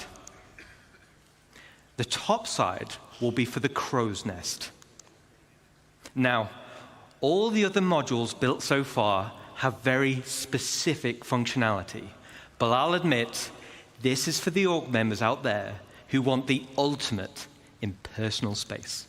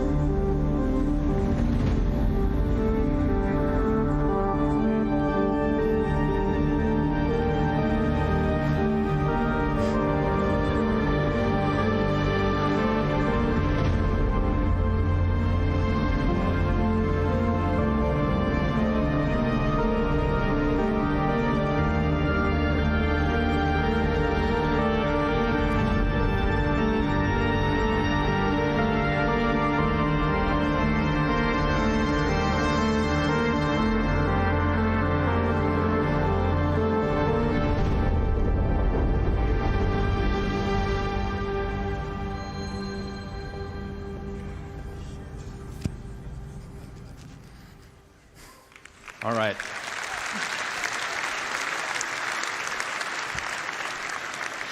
So I'm going to be flying around the verse, and I want personal invitations to see what you've done in those rooms, okay?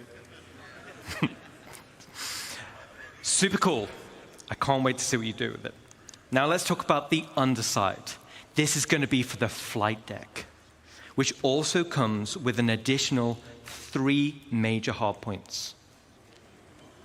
The flight deck is perfect for your rapid reaction forces. It's ideal for fighters, but big enough to fit most ships. It's the perfect home for your station's defensive air wing. And just like the hangars, there'll be an observation deck which can override freight elevators, making rearming quicker and easier during operations. So an org with a tight flight deck crew can be substantially more efficient than others. Now, this one's my favorite. Let's take a look.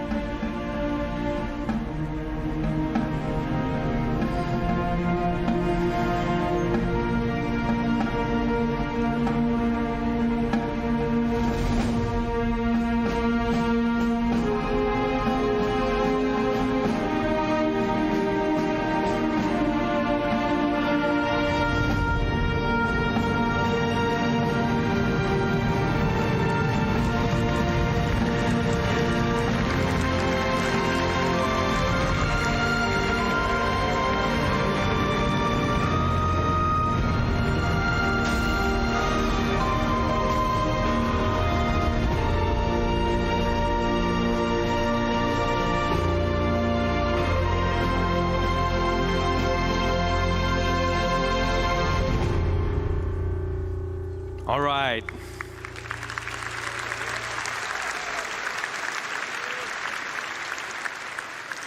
There's a few little Easter eggs in that video. But why do you need a flight deck for your rapid defenses force?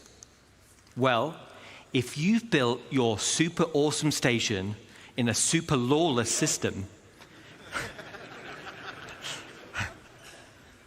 now you're the potential targets for others. Everyone will have their eyes on your resources and wonder what gear you've got in your inventories. And let's say we didn't win the station warfare bid that Rich mentioned. Let's take a look at the inevitable.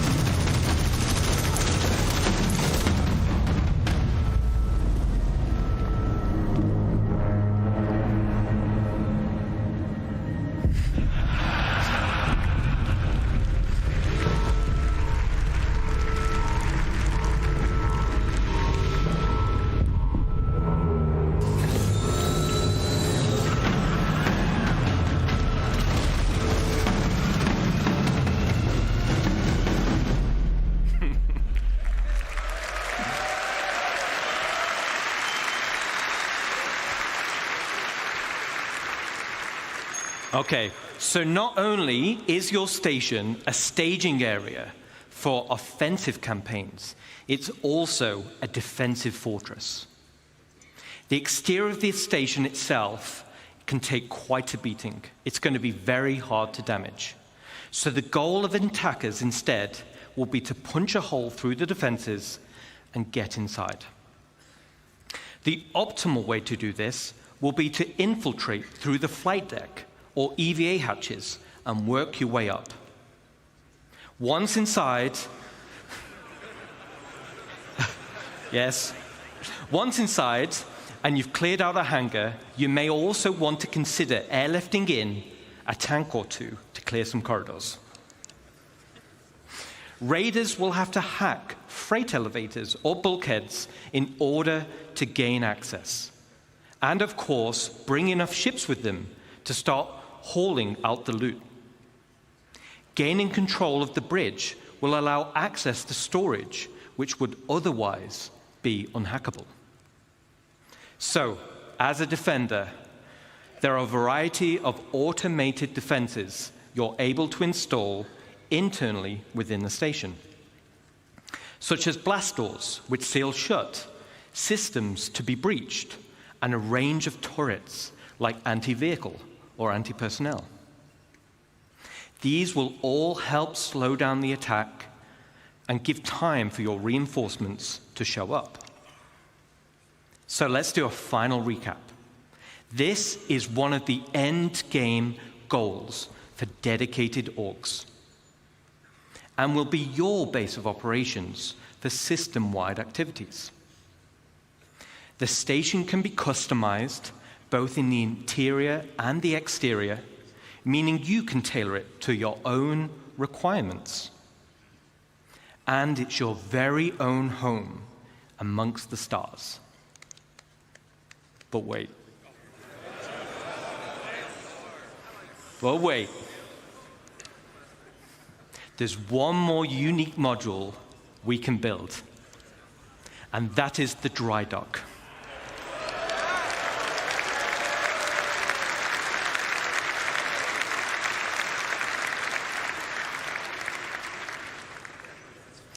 This unique slot will be at the back of the station. It has its very own dedicated observation room with crafting stations, and has a transit tram which runs along the inside of the arms, leading to the docking collars where your ship will be constructed. So, the only question still remains: what sizes of ship can we build? Let's take a look.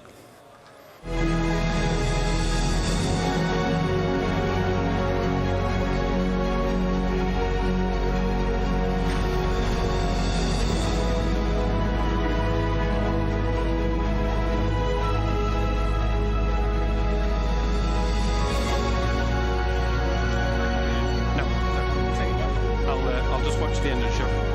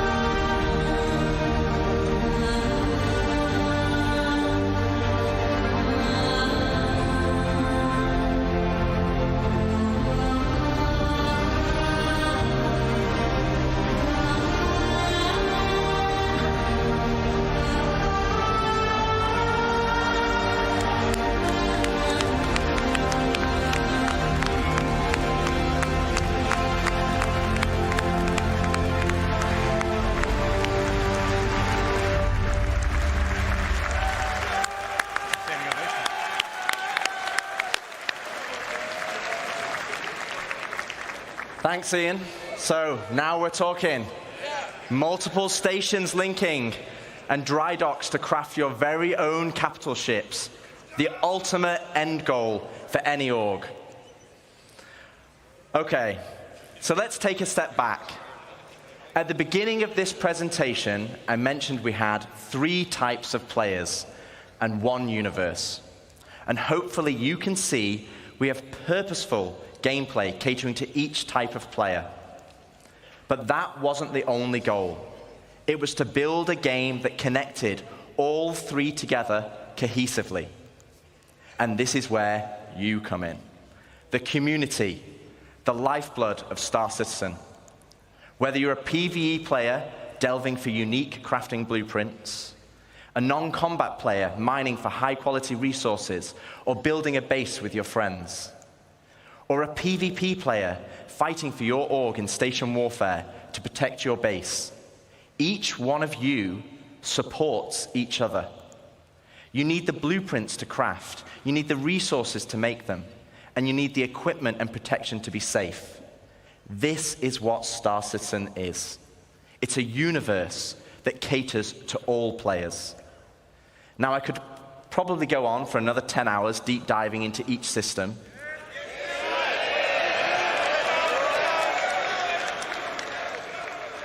But I'd do Jared out of a job, and he needs future ISCs and SC Lives and CitizenCons. Today was to reaffirm what type of game we are making. And I hope you continue to come with us on this journey as we march towards Star Citizen 1.0. Thank you, CitizenCon, and can we welcome Chris Roberts? No? No? Yeah, 1 second. Jared? Okay. So Chris is not ready yet. So we're gonna ad-lib a bit. I'm here.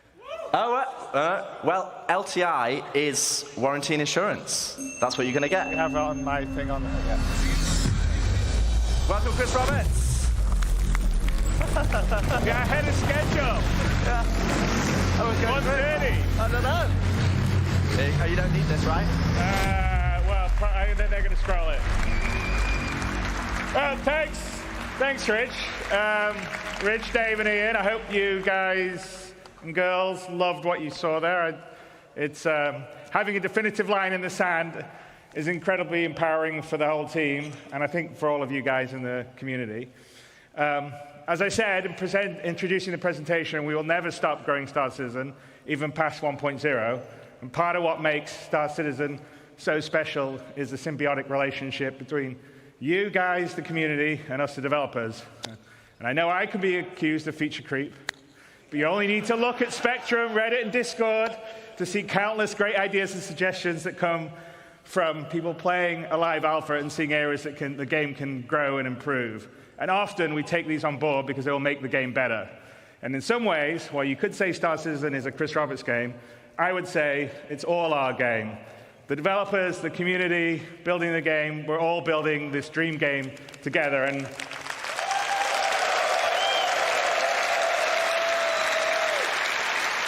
I think that's what makes it special.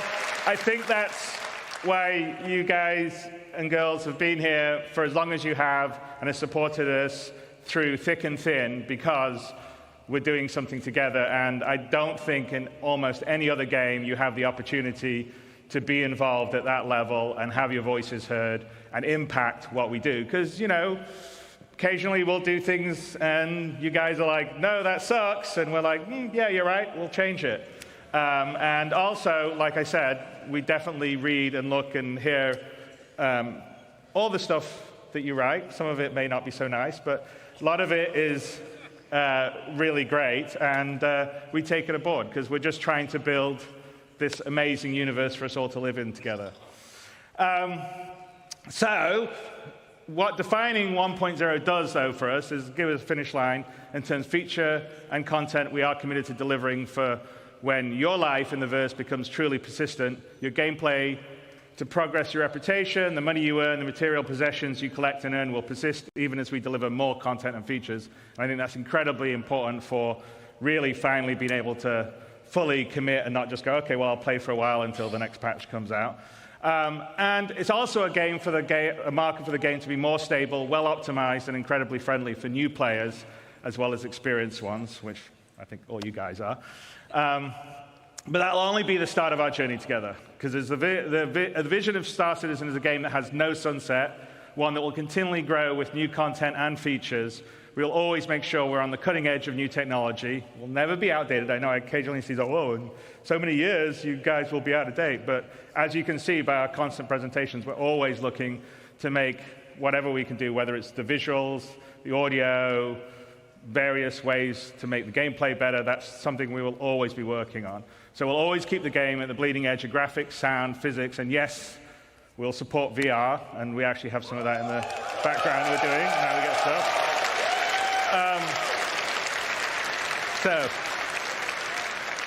So I hope you've enjoyed this year's CitizenCon. We demoed a small prologue that opens Squadron 42 live, with a few crashes to prove it. As I said, there's a really great full playthrough, no crashes, that Rich did immediately afterward that's up on YouTube. And we've given a date to finally deliver the spiritual successor to Wing Commander that the team and I feel comfortable in hitting. We've defined what Star Citizen 1.0 will be and shown features such as base building and monster hunting that will be delivering the next 12 to 18 months. 4.0 and server meshing and Pyro is coming at the end of this year. We're already in Evocati on 4.0. I think some people have been streaming some stuff. And in coming weeks, we'll continually stabilize and improve the experience as it moves into PTU and then goes to live. With this, we will have delivered the majority of what we showed last year at CitizenCon, with the remaining features coming early next year. And there are over 1,000 people committed, 1,000 people at CAG committed to bringing you all this and more. We love what we do, and we're inspired by your passion and support. We know that we are truly lucky to have such a strong community that shares the passion and dreams we do. You allow us a privilege almost no other developer has, the ability to dream and reach for the stars. And I truly mean that, because as a developer, it's very unusual to be able to build a game of the ambition that Star Citizen is and Squadron 42 is, and that's all down to you guys and girls. So thank you very, very much.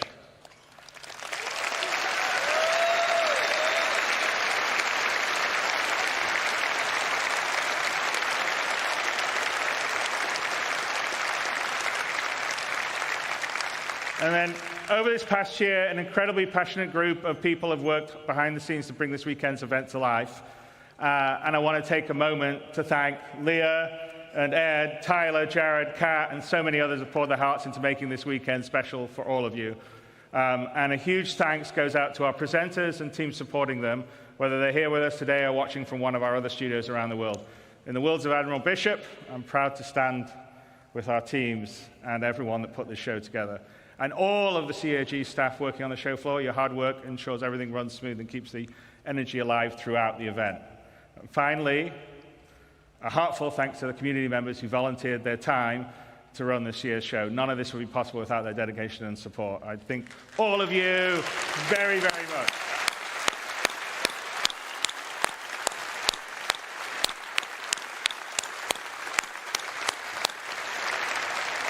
And you know, many of us in the team are going to, myself included, are going to head down the road to the Factory International for the Enter the Atmosphere event that Atmos is doing.